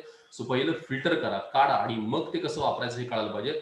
सो ही सगळे टूल तुमच्या हातात आले तरी आपण ते कसे वापरावे याचं तुम्हाला लिंकिंग एक्झामच्या मेथडशी तुम्ही करत राहाल, त्याच वेळेस तुम्हाला जमेल, अदरवाईज नाही. सो स्टडी मटेरियल सिलेक्टेड आहे. काय करू नको हे जेव्हा तुम्हाला सांगितलं कोणतरी असेल तेव्हा तुम्हाला कळेल किंवा हे वापरू नकोस आणि हे वापर, असं कोणतरी आयडियली सांगणार मात्र नक्की पाहिजे. त्याच्यावर मात्र आपण राईट वेनी काम करू शकतो, बघू शकतो. इथं याच्यात तुम्हाला तुमच्या सिनियर विद्यार्थ्यांचं ओपिनियन खूप महत्वाचं ठरतं, कारण त्या मुलांनी घेतलेला अनुभव तो रिसेंटली तुम्हाला जर मिळाला तर तुम्हाला त्या स्टाईलने स्वतःचा अभ्यास करायला नक्की त्याचा फायदा होतो. So third one is study material. हा क्लिअर झाला. नाव फोर्थ वन इज तो तुमचा स्टुडंट एफर्ट्स आहे. इथं सगळ्यात महत्वाचा मुद्दा की जो तुम्हाला स्वतःला या फेजमध्ये आता करायचा आहे किंवा शिकायचं आहे, की जिथं खूपच काळजीपूर्वक तुम्हाला तुमच्या अभ्यासामध्ये जायचंय. मी काही पॉईंट्स रिलेटेड सांगेन. एकच बेसिक स्लाइड आहे, पण त्याच्यामध्ये डीप काही गोष्टी आपण बोलत बोलत तशा जाऊया त्याच्यातली की काय करता येईल. सी, स्टुडंट एफर्ट्स मध्ये 3 पार्ट आहेत. एक पहिला भाग आहे तो तुमचा टीचिंग किंवा लर्निंगचा भाग आहे. सेकंड पार्ट आहे तुमचा self studies and third is your exam. असे 3 त्याच्यातले पार्ट आहेत, राईट. सो एक कंटेंट आहे की जो टीचरनी डिलिव्हर करायचा आहे, तुम्हाला शिकवायचा, आणि दुसरा पार्ट आहे की जो तुम्ही शिकल्यानंतर तो फिजिकली तुम्ही जेव्हा तो लर्न कराल, घ्याल, कुठल्याही फॉर्मॅटमधून घ्या, तो शिकल्यानंतर तुम्हाला त्याच्यावर प्रोसेस करायचे, एक्झामच्या दृष्टीने प्रोसेस करायचे. हे असे सगळे भाग आहेत तिथे. म्हणजे कंटेंट तुम्हाला येणार आहे, तो तुम्ही घेणार आहात, शिकणार आहात, तो पूर्ण ग्राफ्स करणार आहात, त्याच्यानंतर त्याच्यावर प्रोसेस करणार आहात आणि नंतर मग तुम्ही तो वापरणार आहात. असं एक नॉर्मल त्याची प्रक्रिया आहे. ही काही तासांपासून काही मिनिटांपर्यंत वास्ट होत जाते. म्हणजे आज जूनमध्ये तुम्ही किंवा मे मध्ये किंवा जूनमध्ये शिकवलेला एखादा लेसन असेल, तो लेसन तुम्हाला त्या फेजमध्ये शिकत जाणार आहे तुम्ही, बट आफ्टर 2 इयर्स तुम्हाला तो युटिलाइज करायचं. 2 वर्षानंतर आजचा पहिला चॅप्टर शिकलेला आफ्टर 2 इयर्स मला त्याचं ऍक्च्युअली एक्झामच्या दृष्टीने ऍप्लिकेशन तिथपर्यंत लक्षात राहिलं पाहिजे. म्हणजे याचे काही टप्पे करायला लागतील तुम्हाला. आज शिकलो आणि परत नंतर डायरेक्टली मध्ये आधी काहीच नाही शिकलो तर त्याचा उपयोग होणार नाही. त्याला परत रिवाइज करायला पाहिजे. काही हळूहळू कंटेंट करत करत क्युम्युलेटिव्ह फॉर्मॅटमध्ये आलं पाहिजे. हे सगळं त्यात करावं लागतं. आता हे सगळ्या स्ट्रॅटेजी त्यावेळेस त्या इन्स्टिट्यूटच्या असणार आहेत आणि त्या तशा त्यांनी आखल्या तर नक्कीच त्याचा उपयोग होऊ शकतो. आपण आपल्या दृष्टीनं पहिलं बघूया. टीचर्सला क्लासरूम अटेन्शन्स मध्ये तुम्ही जेव्हा वर्गात जाल त्यातले मी काही पॉईंट सांगितलेत. जेव्हा टीचर वर्गात येतील आणि तुम्ही जेव्हा एखादा कॉन्सेप्ट शिकणार त्यात 2-3 त्याच्यातले पॉईंट आहेत, तर ते वाचतो आणि त्याला रिलेटेड काही गोष्टी सांगेल. One is pre reading, second is question analysis, third is class attention, fourth is class notes and fifth one is connectivity. असे 4 बेसिक पॉईंट आहेत. ज्यावेळेस तुम्ही क्लासरूम मध्ये वर्गात जाल त्यावेळेस 100% सगळ्यात पहिली गोष्ट महत्वाची, क्लासला गेल्यानंतर तुम्ही जो काही चॅप्टर्स, जो काही कंटेंट फॅकल्टी शिकवणार आहेत त्या सगळ्या कॉन्सेप्टला एकदा तरी तुमचं प्री रिडिंग होणं आवश्यक आहे. मिनिमम एकदा तरी त्याच्यातला एक ओव्हरलुक करून, टेक्स्टबुक मधून ओव्हरलुक करून तुम्ही वर्गात तो लेक्चर्स अटेंड करायला पाहिजे. मी सांगतो ही एक परफेक्ट मेथड आहे. तुम्हाला किती वेळ मिळेल आणि तुम्ही तर तुमच्या वेळेचं कसं मॅनेज करून ही गोष्ट फॉलो कराल हा तुमच्या हातातला प्रश्न आहे तिथं. पण ज्यावेळेस असं कळेल की मला चॅप्टरचा एक चॅप्टर सुरू केलाय आणि उद्या त्या चॅप्टरमध्ये 2 टॉपिक सब टॉपिक शिकवणार आहेत, तर आदल्या दिवशी तुम्ही 100% त्या सब टॉपिकचं टेक्स्टबुक मधून थोडंसं एक रिडिंग, स्पीड रिडिंग करून गेलं पाहिजे. ह्याचा फायदा काय होणार आहे क्लिअर कट, की जेव्हा तुम्ही प्री रिडिंग करून जाल त्यावेळेस तुम्हाला शिक्षक वर्गात शिकवत असताना मिनिमम तुम्हाला त्या कॉन्सेप्ट एकदा डबल क्लिक होईल, ते वर्ड्स क्लिक होतील आणि ते लक्षात राहण्यासाठी मदत होईल. पण यात सगळ्यात महत्वाची गोष्ट बघायची की जो कॉन्सेप्ट मला क्लासमध्ये शिकवला जातोय त्याच्यातलं क्वेश्चन अनालिसिस तुम्हाला बघणं आवश्यक आहे. मागच्या 10 वर्षातले प्रश्नांचं स्वरूप तुम्ही पक्क बघून ठेवा आणि कुठला प्रश्न कुठल्या वर्षी विचारला होता याचं डिटेल जेव्हा तुमच्याकडे असतं आणि त्याचं तुम्ही एक फॉर्मॅट तयार करून ठेवलं तर क्लास अटेन्शनच्या अगोदर तुम्ही आदल्या दिवशी बघून ठेवला असेल की याच्यावर प्रश्न विचारला जातोच, तर सेकंड डे क्लासमध्ये तुम्हाला पक्क त्या टीचर्स कडून त्या गोष्टी जेव्हा शिकवल्या जातात तेव्हा क्लिक होतात की येस हा पॉईंट खूप महत्वाचा आहे बिकॉज ह्याच्यावर लास्ट 4 इयर्स बॅक क्वेश्चन विचारला होता. त्यामुळे कायम डोक्यात ठेवा. मी एक स्पेसिफिक मेथड सांगतो, कायम डोक्यात ठेवा टीचर क्लासमध्ये जे डिलिव्हर करतात हे माझ्या एक्झामला रिलेट कसं होतंय हे तुम्हाला लिंकिंग करता आलं पाहिजे. लिंकिंग कधी करता येईल, जेव्हा तुम्हाला एक्झामचे डिटेल माहिती असेल त्याच वेळेस कळेल तुम्हाला तिथे. सो ऑलवेज काय डोक्यात ठेवायचं की आपण जाताना क्लास अटेंड करताना प्री रिडिंग आवश्यकच आहे तिथं. त्याला तुम्ही काहीही पर्याय काढू नका. मग मला आदल्या दिवशी खूप होमवर्क होता, खूप लोड होता, मला वेळच नाही मिळाला, नथिंग. तुम्ही ऑलवेज प्रिपेअर्ड होऊन गेलात ना तर तुम्हाला लवकर त्यातलं होणार आहे. कारण जर का तुम्ही हे तयारी करून नाही गेलात तर सेम डेला किंवा सेकंड डेला त्याच्यावरचा अभ्यास करायला तुम्हाला जास्त वेळ द्यावा लागणार आहे. सो म्हणून तुम्ही प्रिपरेशन्स हे करून गेला पाहिजेत, हे खूप महत्वाचं. त्यातला दुसरा पॉईंट आहे क्लास अटेन्शन. क्लास अटेन्शन ही इतकी महत्वाची गोष्ट आहे. शब्द छोटा आहे आणि तुम्ही खूप वेळा ऐकलाय तिथं. क्लासरूम मध्ये आपण कुठेही वर्गात कुठल्याही बेंचला बसवलं असतो, पुढे असू देत, मध्ये असू देत, पाठीमागे असू देत, तुम्ही कुठेही बसा, कुठेही बसला असतात तरी ऑलवेज तुमचा थॉट हा पाहिजे की माझ्या एकट्यासाठी क्लास टीचर शिकवत आहेत, हा पहिला थॉट पाहिजे. आणि हे ठरवून आपण करू शकतो क्लास अटेन्शन. तुम्हाला पाहिजे आता सध्या तर ऑनलाईन मोडमध्ये तर हे खूप सोपं आहे, कारण ऑनलाईन मोडमध्ये डिरेक्टली तुम्ही टीचरला फेस टू फेस बघत असता, कनेक्ट होत असता म्हणजे, आणि तुमच्या एकट्यासाठीच ते टीचिंग चालू आहे हे तुम्हाला आता लगेच क्लिअर कट इंडिकेट होतं. पण ऑफलाईन क्लासेस जेव्हा सुरू होतात तेव्हाच त्या क्लासमध्ये असणाऱ्या नंबर ऑफ स्टुडंटच्या मध्ये आपलं अटेन्शन खूप राहत नाही प्रॉपर. या अटेन्शनसाठी तुम्ही टीचर्सला अतिशय प्रॉपर वेनी कनेक्ट होणं महत्वाचं आहे. क्लास अटेन्शनकडे तुम्ही जाणीवपूर्वक लक्ष देणं महत्वाचं आहे. नंबर 3 त्यातला पॉईंट होता तो म्हणजे चौथा पॉईंट क्लास नोट आहे. कोणत्या गोष्टी क्लास नोट मध्ये लिहून घ्याव्यात आणि कोणत्या गोष्टी नाही लिहिलं तरी चालतील याचा पण सेन्स तुम्हाला असायला पाहिजे. आणि हा परत कशावर डिपेंड असतो की ज्या दिवशी जो चॅप्टर शिकवणार आहे, परत बघा प्रत्येक चॅप्टर मध्ये टॉपिक्स आणि सब टॉपिक्स मेन्शन केलेले असतात आणि प्रत्येक सब टॉपिक सिलेबसमध्ये पण मेन्शन केलेलं आहे की कुठल्या सब टॉपिक्सवर क्वेश्चन विचारले जाणार आहेत, हे डिटेल मेन्शन केलेलं आहे. तुम्ही व्यवस्थित एकदा बघून ठेवा. तुम्ही ज्यावेळेस क्लास चॅप्टर तुमचा वर्गात सुरू होईल त्या दिवशी तुमच्या त्या नोटबुकच्या पेजवर सगळे सब टॉपिक्स लिहिलेले असायला पाहिजेत, सगळे सब टॉपिक्स. कित्येक वेळा मुलं काहीही लिहित नाही, त्यांना काही आज ह्या वहीत उद्या ह्या वहीत असं पासून काही वेगवेगळे प्रकार असतात. चॅप्टर सुरू झाला की सगळ्या त्यातल्या टॉपिकची नावं आपल्याला तिथं समोर पाहिजे त्या चॅप्टरच्या. आणि मग रोज ज्यावेळेस तुम्ही अटेंड करा लेक्चर त्यावेळेस तुम्ही बघाल की आज हा पॉईंट शिकून झाला, हा पॉईंट शिकून झाला, हा पॉईंट शिकून झाला. हे टिकमार करा. ह्या छोट्या छोट्या टिप्स आहेत पण या खूप महत्वाच्या आहेत. हे तुम्हाला किती पडते डोंट नो, तुम्ही प्रोसेसमध्ये उतरला, तुमच्या लक्षात आलं की हे खूप गरजेचं त्यातलं होतं. सो त्यावेळेस क्लास नोट्स खूप इम्पॉर्टंट आहे. क्लास नोट मध्ये तुम्ही स्वतःची एक स्टाईल डेव्हलप करा. अनेक प्रकारच्या क्लास नोट डिझाईन करता येतात.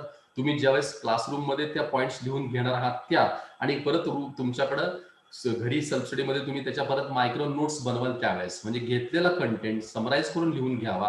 कोणकोणते टीचर्स वर्ड सांगतात, कोणकोणते इम्पॉर्टंट पॉईंट सांगतात ते तिथं स्पेसिफिक लिहावे. त्याला काही स्टार रेटिंग करावं, इम्पॉर्टन्स इंडिकेट करावं. पॉसिबल असेल तर तुम्हाला वेगवेगळ्या कलरचे काही पेन तुमच्याकडे असेल त्यावेळेस त्याचे रिमार्क्स द्यावेत. आणि याच्यानंतर तुम्ही स्वतःचे नोट्स बनवणं खूप आवश्यक आहे. मग नोट्सचे वेगवेगळे प्रकार असतात. तर तुम्ही चार्ट करू शकता, पाय डायग्राम करू शकता, फ्लो चार्ट करू शकता, वॉट एव्हर तुम्हाला वेगळे नोट्सचे प्रकार माहिती आहेत. याच्यामध्ये ते कन्व्हर्ट तुम्हाला करता येऊ शकेल. आणि मग एक एक सिंगल वर्डला क्वेश्चन कनेक्ट करता आपल्याला आले पाहिजे. म्हणजे एक अशी पण मेथड आहे, एक सिंगल वर्ड लिहिला तर त्या सिंगल वर्डला कसा प्रश्न बनू शकतो असे तुमचे तुम्ही 2-3 प्रश्न डिझाईन करून मांडू शकता. म्हणजे एक एमसीक्यूचं एखादं फिल इन द ब्लँक सारखं एखादा वर्ड आहे, त्या वर्डला घ्यायचं आणि याला प्रश्न कसा कसा बनेल, मग याच्यावर काय काय विचारतील असं तुम्हाला बरोबर मेन्शन करता येऊ शकतं. अशा टाईपमध्ये पण तुम्ही त्या क्लास नोटचा उपयोग करू शकाल. सो आपण ऑलवेज कुठल्याही कॉन्सेप्टला एक्झामशी मॅच करत करत गेलो की मग ती मेथॉडॉलॉजी व्हायला लागते. त्या मी जे मगाशी बोलत होतो की तुमची स्टाईल तयार करा, तुमची स्ट्रॅटेजी तयार करा, ती म्हणजे अशी बनवायला लागते. सो क्लास नोट अतिशय एक्सलंट वेनी तुम्हाला बनवणं खूप गरजेचं आहे. आणि fifth पॉईंटातला connectivity.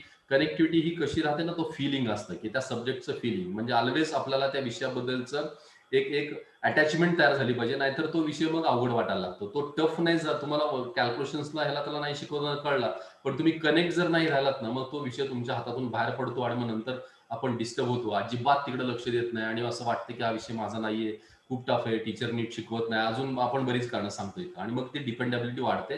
So leave it, तुम्ही कनेक्ट व्हा, 100% कनेक्ट व्हा विषयाशी. आणि एक सोपा मार्ग सांगेन, विषय सोपा वाटावा आणि विषयाला कनेक्ट व्हायचं असेल तर सगळ्यात सोपा मार्ग आहे टेक्स्टबुक रिडिंग करणं. मॅक्सिमम टेक्स्टबुक रिडिंग जर करत राहिला, तो चॅप्टर 2 वेळा 3 वेळा वाचा.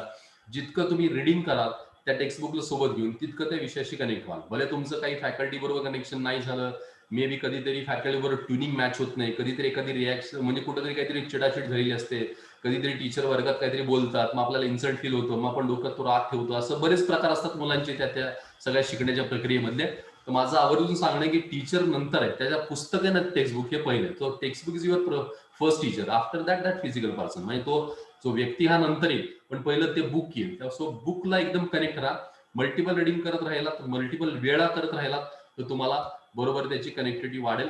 हा शिक्षकांच्या शिकवण्यात आपलं अटेन्शन कसं पाहिजे त्याच्यासाठीच असणार भाग. राईट नाव ते 2 दुसरे भाग आहेत, हे महत्वाचे. त्याच्यावर पुढच्या 10-15 मिनिटापर्यंत बोलूया. सेल्फ स्टडी, सेकंड पार्ट आहे सेल्फ स्टडी. सेल्फ स्टडी मध्ये 3 महत्वाच्या गोष्टी आहेत. मी तुम्हाला ABC असे पॉईंट दिले तिथं. ABC हे इतके महत्वाचे शब्द आहेत. तुम्ही आयुष्यात कुठल्याही परीक्षा द्या, कुठल्याही, म्हणजे ही परीक्षाच नव्हे, उद्या फर्दर तुम्ही काही ऍडमिनिस्ट्रेटिव्ह एक्झाम्स मध्ये तुम्ही UPSC MPSC ह्याची प्रिपरेशन करायला लागलात तर ह्या 3च शब्दांवर सगळ्या कॉम्पिटेटिव्ह एक्झाम्सचा बेस आहे. Analysis, body clock and consistency. ABC डोक्यात फिट टाकून द्या. Analysis, body clock and consistency. अतिशय डीप लेवलने तुम्हाला या सगळ्या गोष्टीवर काम करावं लागेल आणि हीच गोष्ट गरज आहे अभ्यासातली. एक एक त्यातला शब्द घेऊया आपण आणि त्याची बेसिक इन्फॉर्मेशन बघू, म्हणजे तुम्हाला कळेल तिथं. जसं अनालिसिस बद्दल मी तुम्हाला सांगेन, एक्झामच्या रिलेटेड मधला भाग आहे पण तो सांगेल. प्रत्येक गोष्टीला अनालाइज करता आला पाहिजे, त्याचं पृथक्करण करता आलं पाहिजे. ज्यावेळेस तुमची मेंटॅलिटी तयार व्हायला लागेल तशी, त्यावेळेस तुम्ही त्या व्ह्यूनी प्रत्येक गोष्टीकडे बघायला शिकाल. एक सोपं त्यातलं उदाहरण देतो अनालिसिसचं. तुम्ही पेपर देणार आहात संडेला, प्रत्येक संडे किंवा प्रत्येक कधीतरी तुम्ही विकेंडला पेपर देत राहाल तिथं, आणि असे नंबर ऑफ पेपर्स तुम्हाला द्यावे लागणार ह्या 2 वर्षामध्ये. अनेक पेपर तुम्ही देणार आहात तिथं. प्रत्येक एक्झामचा प्रत्येक पेपर झाल्यानंतर नेक्स्ट एक्झामची इम्प्रुव्हमेंट कशावर ठरवणार आपण? 100 मार्काचा एखादा पेपर झाला, आउट ऑफ 100 जर तुम्हाला 60 मार्क्स मिळाले आणि तुमचं एक्सपेक्टेशन मला 85 किंवा 90 मिळाले पाहिजे, मग मिळाले 60 मार्क. सो मग इम्प्रूव्ह मार्क कसे होणार आहेत? पुढच्या वेळेस परत वेगळा चॅप्टर असेल, पुढच्या वेळेस परत क्वेश्चनची लेवल वेगळी असेल, पण चुकलंय काय? त्यातला एक बेसिक काही गोष्टी चुकलेल्या असतात. चॅप्टर बदलतात कंटेंट बदलणार, सिलेबस नंतर बदलणार प्रत्येक टेस्टला, पण मेथड्स मधल्या काही बेसिक प्रोसेस चुकतात, त्या प्रोसेस कळल्या पाहिजेत. ज्यावेळेस तुम्ही एखादा पेपर द्याल आणि 100 पैकी तुम्हाला 60 मार्कच पडले, 40 मार्क तुमचे गेले, so how we can improve that 40 marks, ते 40 मार्क कुठे गेले याचं अनालिसिस करायला पाहिजे. ते कसं करायचं डोक्यात ठेवा, मी व्यवस्थित शांतपणे सांगतो, लक्षात घ्या काय. 40 मार्क जाण्याचं किंवा प्रत्येक क्वेश्चन चुकण्याचं, कुठलाही एमसी चुकण्याचं 6 बेसिक रिझन आहेत. 6 बेसिक रिझन आहेत कुठलाही प्रश्न चुकण्याचे, ऑब्जेक्टिव्ह क्वेश्चन चुकण्याचे. कुठले रिझन आहेत? तो क्वेश्चन जो आहे तो not read properly, difficulty in calculations, silly mistakes, wrong marking, insufficient time and lack of knowledge. या 6 बेसिक कारणांमुळे कुठलाही ऑब्जेक्टिव्ह चुकतो. परत सांगितलं, प्रश्न चुकतो कशामुळे? तर not read properly, difficulty in calculations, म्हणजे नीट प्रश्न वाचला नाही तर कॅल्क्युलेशन मध्ये चुका असेल तर difficulty in calculation, silly mistake, wrong marking, insufficient time and lack of knowledge. या 6 मार्कांमुळे कारणांमुळे प्रश्न चुकतो. तुम्ही काय करायला पाहिजे, ज्यावेळेस तुम्ही ह्याचा एक चार्ट बनवून घ्या, माझ्याकडे थोडं सॅम्पल असेल तर मी तुम्हाला दाखवतो. एक स्ट्रक्चर तयार करायचं, स्ट्रक्चरमध्ये हे सगळे रिझन द्यायचे आणि वन साइड सगळे क्वेश्चन द्यायचे. समजा 45 क्वेश्चन फिजिक्सचे नीटच्या पेपरमध्ये, 45 प्रश्नांपैकी मला एक 20 प्रश्न आले आणि 25 प्रश्न माझे चुकले. सो 25 क्वेश्चन माझे का चुकले ह्याचं मला सगळे अनालिसिस भरता आलं पाहिजे. नंबर 5 क्वेश्चन चुकला, not read properly. Number 8 question चुकला, डिफिकल्टी इन कॅल्क्युलेशन. नंबर 12 चुकला, इनसफिशियंट टाइम. नंबर 15 चुकला, काही सिली मिस्टेकमुळे चुकला. असं सगळं भरल्यानंतर मग एक अनालिसिस कळतंय की माझे 25 प्रश्न चुकले, त्याच्यातले 5 प्रश्न माझे सिली मिस्टेकमुळे चुकलेत, 7 प्रश्न माझे इनसफिशियंट टाइममुळे चुकलेत, 4 प्रश्न माझे लॅक ऑफ नॉलेजमुळे चुकलेत. असं प्रत्येक वेळेस तुम्हाला कळायला लागतं आणि मग ते अनालिसिस कळलं की मग ठरवता येईल, लॅक ऑफ नॉलेज याचा अर्थ माझा या कंटेंटची तयारीच नाही झाली, इनसफिशियंट टाइम, मला वेळच पुरला नाही, कॅल्क्युलेशन मध्ये डिफिकल्टी आल्या, सिली मिस्टेक झाली, कुठं झाली. मग टार्गेट तयार होतं की पुढच्या पेपरमध्ये माझ्या या कारणामुळे प्रश्न चुकतात. राईट नाव जर माझे 5 प्रश्न सिली मिस्टेकमुळे चुकले असतील तर आता नेक्स्ट टाइम मला 5 चुकांची संख्या मला कमी करायची, अजून मिनिमाइज करायची, 1 किंवा 2 चुकले तरी चालतील. नेक्स्ट टाइमला आपण त्या गोष्टीवर काम करायला लागतो. सो ऑलवेज तुम्हाला अशा इम्प्रुव्हमेंटचे प्लॅन तयार करता येतात. So first of all analyse करा, प्रत्येक गोष्ट अनालाइज करा. विदाउट अनालिसिस कुठलीही गोष्ट करू नका. कोणत्याही कॉम्पिटेटिव्ह एक्झामचा तो बेसिक पार्ट असतो की तुम्ही त्याला सगळं म्हणतो ना आपण, निचोड़ के पूरा कैसे निकालते उसके ऊपर वो पूरा डिपेंड है, पूरा एनालिसिस कर डालो. एक भी सिंगल क्वेश्चन ऐसा नहीं चाहिए कि जिसे हमने देखा नहीं, किस वे में गया नहीं और कैसे उसमें डिटेल हम लोगों ने कुछ लर्न नहीं किया. Each and everything from that question, इतकं बारकाईने तुम्हाला ते बघणं आवश्यक आहे. नंबर 2 आहे body clock. B for body clock. Body क्लॉकचं महत्व इतकं महत्वाचं आहे, मी प्रत्येक सेशनला मला एक साधं सोपं उदाहरण देतोय. जसं एखादा रनर आहे आणि त्याला 21 हाफ मॅरेथॉन किलोमीटरचे हाफ मॅरेथॉन जिंकायचे, 21 किलोमीटर हाफ मॅरेथॉन ज्याला जिंकायचे, तर तो प्रॅक्टिस करताना मिनिमम 30-40 किलोमीटर प्रॅक्टिस करतो. का तर 21 किलोमीटर पळाल्यानंतर त्याला दम लागू नये, त्याचा स्टॅमिना मेंटेन राहावा, हा त्यातला पार्ट आहे. तुम्हाला जर 3 तास जर तुम्हाला तुमचा बॉडी स्टॅमिना, फिजिकली स्टॅमिना जर तुमचा परफेक्ट हवा असं वाटत असेल एक्झाम मध्ये, तर मिनिमम 4.5 आवर, 1 स्ट्रोक 4.5 तास एका जागेवर बसायची सवय पाहिजे. 4.5 तास जर तुम्ही एका जागेवर बसलात तर तुम्ही 3 तास पेपरला कधीही अस्वस्थ होणार नाही, तुमचं काही बिघडणार नाही, पक्क नाही. बिकॉज ती बेसिक नीड आहे 4.5 आवरची तुमची. हा पहिला बॉडी क्लॉक सेट करा. याचं रिझन असेल, एक्झाम मध्ये 2 गोष्टी तुम्हाला समोर स्ट्रेसफुल राहणार आहेत. One is physical and second is mental. Physical मध्ये पहिले एका जागेवर जर त्या पद्धतीने बसायची सवयच नसेल तर तुम्ही अर्धा पाऊण तासात 1 तासामध्ये तुमचा बॉडी सपोर्ट नाही करणार, तुम्ही अस्वस्थ व्हायला लागाल. मिनिट टू मिनिट विचार करायचा ना, मिनिट टू मिनिट क्वेश्चनला इम्पॉर्टंट आहे. आपल्याला असं म्हणतो ना, पण ते अगदी भान हरपून गेलं पाहिजे, इतकं लेवलला त्या एक्झाम हॉलमध्ये बसावं लागतं तसं. आणि हे कधी शक्य आहे, जर अगोदर सराव केला असेल तर शक्य आहे. घरी बसतानाच अभ्यासाला आपण अर्धा तास 1 तास पण कधी सलग बसलो नाही, सारखं वेगवेगळ्या जागेवर उठून, तुम्हाला माहिती आहे की मी खूप अभ्यास करतो, मला खूप जास्त येतं, बट तुझी सिटिंगच 1 स्ट्रोक नसेल तेवढी, तर त्याचा काही उपयोग होत नाही. कितीही वेळा तुम्ही काही करा, पण 1 स्ट्रोक सिटिंग नसेल तर तुम्ही एक्झामला मॅचच नाही होऊ शकणार. दिस इज द फॅक्ट. कारण आपण ज्यावेळेस वर्किंग करताना फक्त एक्झामला रेग्युलर प्रॅक्टिसमध्ये आयदर संडेज ना किंवा मंथली एकदा कधीतरी फक्त बसतो 3 तास सलग, बिकॉज त्या हॉलमध्ये कंपल्सरी बसावं लागतं. तरी सुद्धा आपण आपल्या इन्स्टिट्यूटमध्ये शेवटचा अर्धा तास पेपर देतो निघून जातो, असं पण काही वेळेला काही जण करतात. पण एक्झाम हॉलमध्ये असं पॉसिबलच होत नाही. सो तुमचे 3 तास पहिले फिजिकली सेट करा. नंतर मेंटल स्ट्रेस आहे, हा दुसरा भाग आहे. मेंटल स्ट्रेसमध्ये जसं 10th बोर्ड एक्झामचा विचार केला तुम्ही, जर ती दिली असती तर पेपर 3 तासाचा बोर्डाचा पण होताच तुमचा, किंवा त्याच्यामध्ये पेपरचं नेचर वेगळं होतं. पहिले छोटे क्वेश्चन होते, मग मोठे, मग लॉंग क्वेश्चन असं होतं तिथं. सो तिथं एनर्जी लेवल पण वेगवेगळे लागणार होती. इथं तसं नाहीये. Starting from first question to last question, means from first minute to last minute पहिल्या मिनिटाला जो काही तुमचा एनर्जी लेवल बॉडीची ब्रेनची आहे तिथपासून शेवटच्या मिनिटापर्यंत 180व्या मिनिटापर्यंत सेम एनर्जी लेवलने तुम्हाला काम करावं लागतं, बिकॉज क्वेश्चनची लेवल त्याच पद्धतीने नसते. कधी टफ क्वेश्चन, कधी मॉडरेट, कधी इझी, परत टफ क्वेश्चन, असं हे 100% राहतं. इतकं एक्झॉस्ट होऊन जातं ना त्या 3 तासात, कळत नाही काही नाही. पहिल्या तासभर मुलं अतिशय चांगलं टेम्पोनी काम करतात, नंतर नंतर त्या मोबाईलच्या बॅटरी डिस्चार्ज होते ना, तसं तसं डाऊन डाऊन यायला लागतं. शेवटच्या अर्ध्या तासात कळत पण नाही मी काय प्रश्न वाचतोय, त्याचा अर्थ काय आणि काय, काही कळत नाही. ही सगळी अवस्था आहे त्या शेवटच्यातली. का तर सरावच नाही, अगोदर सहनच होत नाही तसं ना. आता साधे पेशन्स अजिबातच नाही. बॉडी क्लॉकमध्ये हा मेजर ड्रॉबॅक आहे. सी, तुम्हाला घरात कोणी थोडं बोललं तर तुम्ही पटकन रिॲक्ट होता, अजिबात पेशन्स नाही. कोण मित्र मैत्रिणी उलट सुलट बोललं लगेच रिॲक्ट होता. हे रिॲक्ट होण्याचा त्रास किंवा ह्या स्वभावाचा त्रास हा पेपरच्या वेळेस पक्का होतो. कन्फ्युजन वाला स्वभाव असेल, पेपरच्या वेळेस पक्का त्रास होणार. कोणी बोललं सहन होत नसेल, पेपरच्या वेळेस पक्का त्रास होणार. एक एक क्वेश्चन असा समोर येतो ना, तो तुम्हाला असं उचकवतो असा की अरे बघ कसा आहे काय, आणि मग आपल्याला असं अस्वस्थ होते, कळत नाही काय करून काय नाही. So always cool minded, stable, इतकं महत्वाचं राहणं आहे त्याच्यामध्ये. ज्यावेळेस तुम्हाला ह्या स्टेबल राहण्याची सवय असते त्यावेळेस पक्कच्या पक्क तुम्ही त्या स्टाईलने अभ्यास करायला लागतात, आणि तशा पद्धतीने तुम्हाला ते काम जमतं, पेपरमध्ये त्याचा आउटकम मिळतो. कन्फ्युज थॉटवाल्या मुलांना ऑप्शन 4 समोर आले की कळत नाही, काही नाही. 2 ऑप्शन पर्यंत जरी ते आले तरी कळत नाही. काही जण उत्तर काढतात कॅल्क्युलेशन करून, तरी पण कॉन्फिडन्स नसतो की हेच राईट आहे का, आणि इथं पण अजून हे थोडं थोडं वेगळं दिसतोय, मग ते मी बी असू शकते, असं पण कन्फ्युजन व्हायला लागतं. सो तुमच्या दिवसभराच्या सगळ्या अभ्यासातले, सगळ्या प्रोसेस मधले जे काही भाग आहेत ना, हे तुम्हाला ऍक्च्युअली डिस्टर्ब करत असतात किंवा सेट करत असतात. सो बॉडी क्लॉकचं इतकं महत्व आहे. ऑलवेज सिटिंगचे स्लॉट तयार करा, आणि आतापासून टार्गेट ठरवा की मी आता 1 तास बसलो, 1.5 तास बसलो, मग 2 तास, 2.5 तास, 3 आवर्स, 3.5 आवर्स, असं करत करत करत तो स्पॅन वाढवा, सिटिंगचा स्पॅन वाढवा. One stroke sitting span important आहे. ही गोष्ट 100% डोक्यात ठेवा. मी परत आवर्जून सांगतो, one stroke sitting span important आहे. जस्ट तो तुमचा एनलार्ज करत जावा. मिनिमम 3.5 आवर 4 आवर्स तरी करा. कारण एक्झाम मध्ये तुम्हाला सांगतो, नीटच्या मेडिकल एंट्रन्स एक्झामचा तुमचा जो स्लॉट असेल, समजा 9 o'clockला स्लॉट असला तर मिनिमम 1 आवर तुम्हाला आज जावं लागतं अगोदर, 1 तास आधी, पाऊण तास आधी आज जावं लागतं. मग ते सगळे चेकिंग आहे तुमच्या, सगळ्या काय काय कोणी काय केले आणले, बाकी हॉल तिकीट पासून बऱ्याच गोष्टी आहेत. म्हणजे पहिला अर्धा पाऊण तास तर तुम्हाला शांत वर्गात बसण्यातच घालवला लागतो तिथं, आणि मग तिथंच आपण अस्वस्थ होतो, फिलिंग जात नाही. तो अर्धा पाऊण तास तिथं एनर्जी कमी होते, आणि पेपर सुरू झाला की पुढचा अर्धा 1 तास राहते, मग शेवटचे 1.5 तास एनर्जी कमी पडते. कारण 4 तास कुठं बसायची सवय एका जागेवर, मग हा प्रॉब्लेम क्रिएट होतो. म्हणून मी 4.5 तासाचं जे गणित सांगतोय त्याच्यासाठी ती गोष्ट आहे की पक्क तुम्हाला त्या टेम्पोमध्ये अगोदरपासून राहता आलं पाहिजे. पॉईंट नंबर 3, सी, कन्सिस्टन्सी, अतिशय महत्वाचे. इतकं प्रचंड सातत्य ह्या शब्दामध्ये, इतकं प्रचंड ताकद आहे ना की काहीही झालं तरी तुमची कन्सिस्टन्सी कधीही ब्रेक नाही झाली पाहिजे. काही व्हॉट एव्हर काही घडू दे, तिथं अजिबात कन्सिस्टन्सी ब्रेक नाही झाली पाहिजे, बिकॉज कन्सिस्टन्सीच तुम्हाला रिझल्ट देणार आहे. तुम्ही किती हुशार आहात, किती ऍव्हरेज आहात हे इम्पॉर्टंट नाहीये.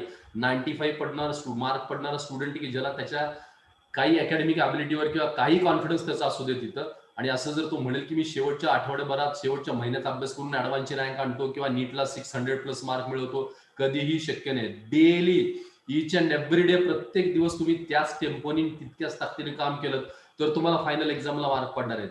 मी काल वाक्य बोललो होतो, आठवतंय का बघा तिथं, की तुमची परीक्षा 2 वर्ष अभ्यास करण्याची, 1 वर्ष, 1 महिना, 1 दिवस, 1 आठवडा असे अभ्यास करण्याची नाही. 2 इयर्स त्याच ताकदीनं अभ्यास करण्याची परीक्षा आहे तिथं. हे 2 इयर्सचा कोर्स आहे, हा काही 1 मंथचा, 1.5 मंथ, 2 मंथचा नाही तिथं. 2 इयर्सचा कोर्स आहे. याचा अर्थ जर का मी आज अभ्यासाला एक 2 आवर्स बसत असेल तर उद्या पण मला 2 तास बसलंच पाहिजे. 1 मिनिट पण कमी नाही. 1 मिनिट भले जास्त नाही करता चालेल, पण 1 मिनिट कमी नाही करायचं. सो रोज प्रोग्रेसिव्ह तुमचा पाठ ठेवा, आणि ज्याला सातत्य महत्वाचे. अनेक उदाहरणं आपल्याला पाहता येतील की कन्सिस्टन्सीने त्यांनी काय काय गोष्टी करून दाखवल्यात किंवा कशा झाल्यात. निसर्गातलं एक नॉर्मल रेग्युलर उदाहरण आपण बघतो की अगदी ड्रॉप म्हणजे थेंब थेंब पाणी जर एखाद्या दगडावर कंटिन्युअस पडत असेल तर तो दगड सुद्धा ब्रेक होतो, हे आपल्याला माहित आहे. सेम गोष्ट आहे, सातत्य ठेवा. हुशारी हा नंतरचा विषय, पण तुमच्या प्रयत्नातलं सातत्य हा पहिली प्रायोरिटी आहे. सो या 3 शब्दांकडे मनापासून लक्ष द्या. पक्क तुम्हाला त्या रिझल्टचा अंदाज येऊ शकेल किंवा कळू शकेल. न त्याला रिलेटेड मी एक मेथड सांगतो की अभ्यासाला बसताना काय मेथड पाहिजे किंवा कसं पाहिजे. समजा जर 45 मिनिट्सचं तुमचं लेक्चर असेल किंवा 1 आवरचं लेक्चर असेल किंवा 1.5 आवरचं लेक्चर जेव्हा टीचर तुम्हाला डिलिव्हर करतील, 1 तास शिकलात किंवा 1.5 तास शिकला तर त्याच्या किती पट सेल्फ स्टडी करायला पाहिजे. ऑन अन ॲव्हरेज त्याच्या 1.5 टाइम्स करायला पाहिजे. म्हणजे 1 तास जर तुम्ही शिकलात तर मिनिमम 2.5 तास त्या सब्जेक्टचा अभ्यास करायला पाहिजे. 1 आवर जर तुम्ही एखादी गोष्ट लर्न केली टीचरकडून शिकलात तर तुमचं स्वतः सेल्फ स्टडी किंवा लर्निंग हे 1.5 आवर पाहिजे. म्हणजे ओव्हरऑल 1.5 तासापासून ते 3 तासापर्यंत तुमचा अभ्यासाचा स्लॉट ठेवा, असं एक नॉर्मल सजेशन मी तुम्हाला देईन. 3 तास जर एका सब्जेक्टचा स्टडी प्लॅन ठेवला, 3 आवर्स फॉर पर सब्जेक्ट, तर याच्यामध्ये पहिली तुम्हाला क्लास नोट रीड करायचे, नंतर तुम्हाला टेक्स्ट बुक रीड करायचं आहे. सिक्वेन्स सांगतोय, class note, after that text book, त्याच्यानंतर रेफरन्स बुक, त्याच्यानंतर एमसीक्यूज म्हणजे तुमचे जे डीपीपी प्रॅक्टिस आपण म्हणेन, त्याच्यानंतरचा डाऊटचा पार्ट आहे, असा त्याचा फ्लो असेल. So first of all class note read करायचे, जे काही वर्गामध्ये टीचर्सने शिकवून दिलं असेल ते शिकवलेलं तुम्ही क्लास नोटमध्ये काय काय लिहिले ते पहिलं 15 ते 20 मिनिटांमध्ये स्पीडमध्ये रिवाइज करायला पाहिजे, बघितलं पाहिजे.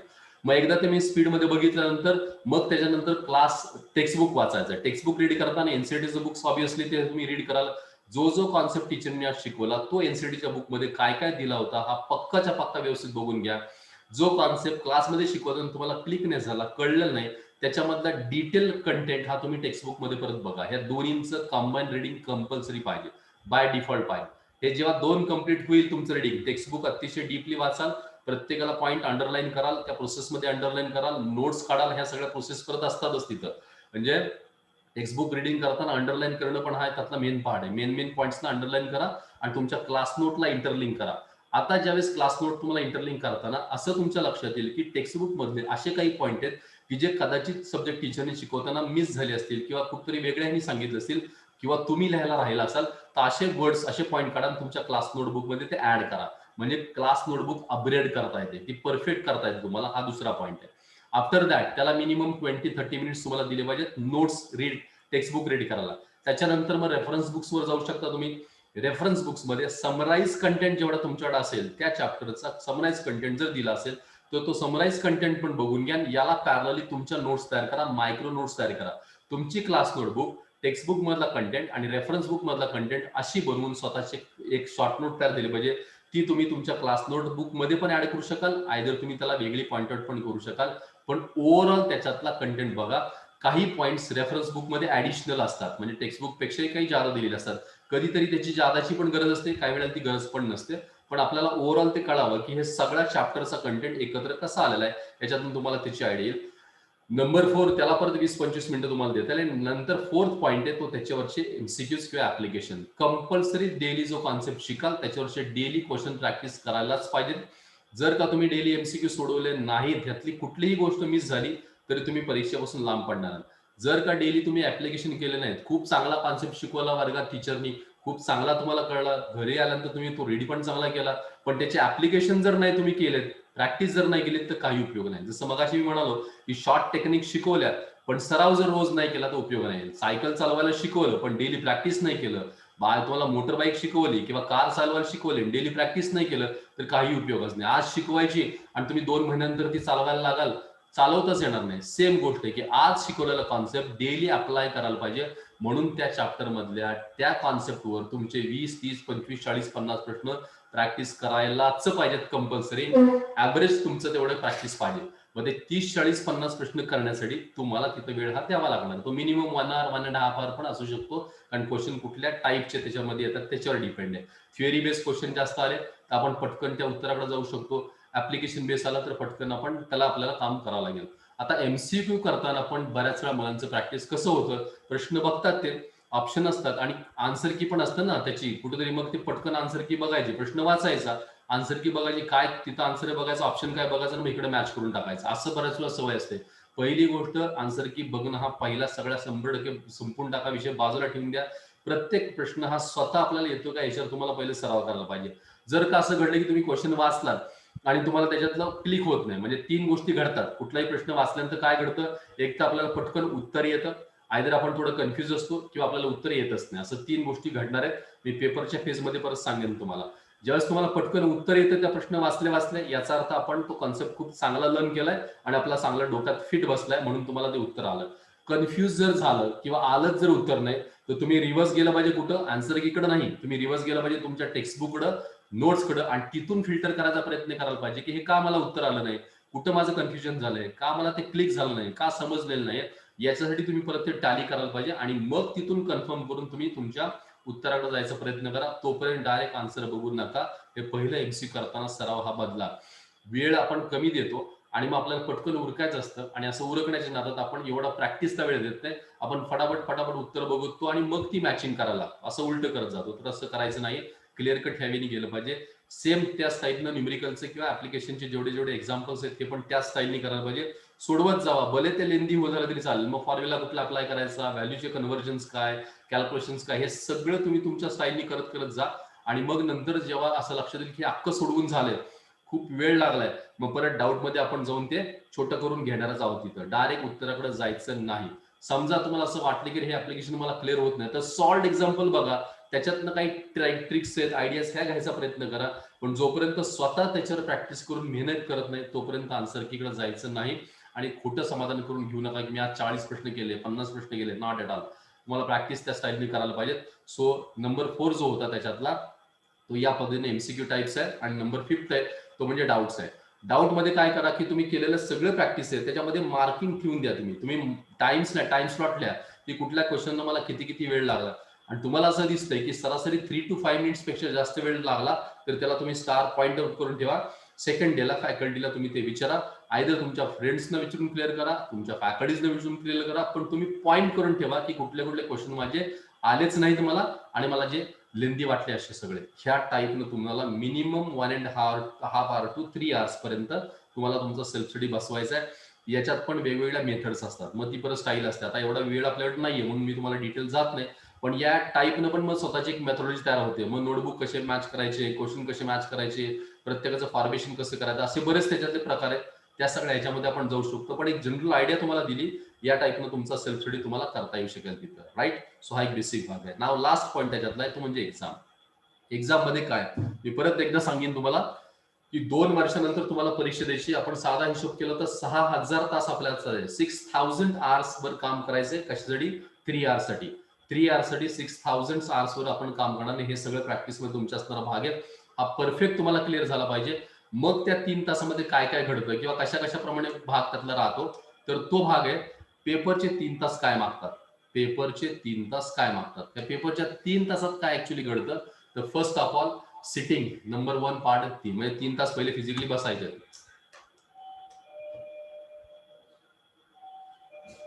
चार्जिंग, चार्जर लाव, चार्जर डिस्चार्ज हो गया.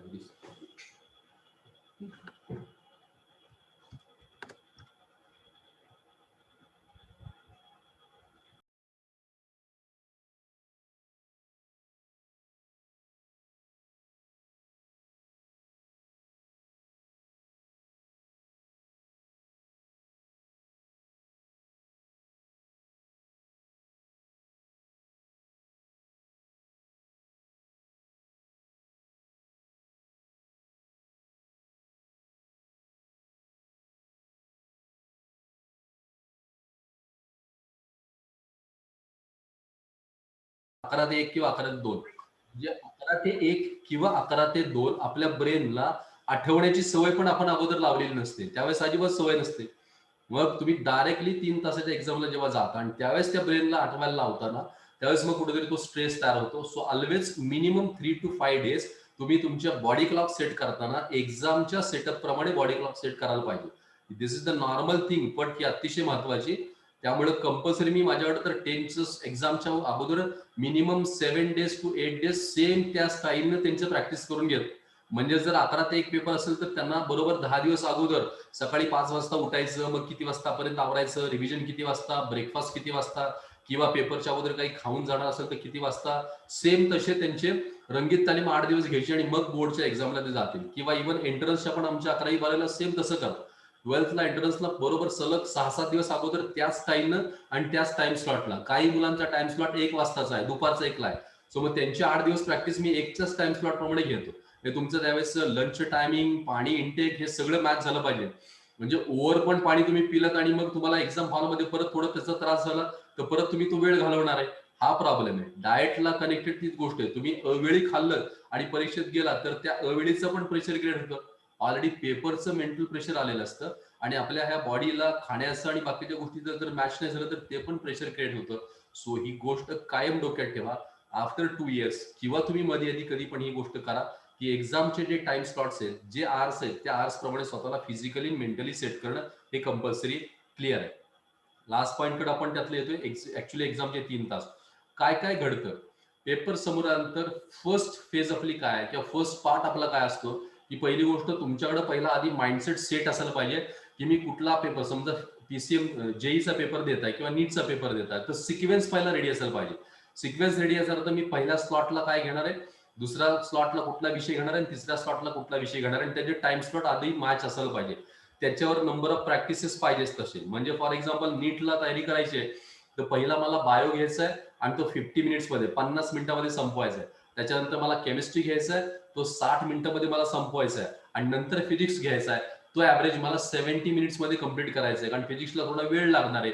बायोतले राहिलेले 10 मिनिटं मी त्या शेवटच्या फिजिक्समध्ये वापरू शकेन, पण 50 मिनिट्समध्ये ऍट एनी कॉस्ट मला बायो संपवायचा आहे. सेम पीसीएमला जेईला करू शकाल की पहिला मला केमिस्ट्री घ्यायचा, समजा मला केमिस्ट्री सोपं आहे सो केमिस्ट्री फर्स्ट घेतला, मग मॅथ्स घेतला, मग फिजिक्स घेतला, किंवा पहिला मॅथ्स घेतला मग केमिस्ट्री. तुमची ही सायकल रेडीच पाहिजे ऍट एनी कॉस्ट. आणि हे प्रॅक्टिस कधी होणार आहे, जेव्हा तुम्ही अगोदर तुमचं जेव्हा रेग्युलर सरावात राहाल त्यावेळेस तुमचं हे प्रॅक्टिस बनणार आहे.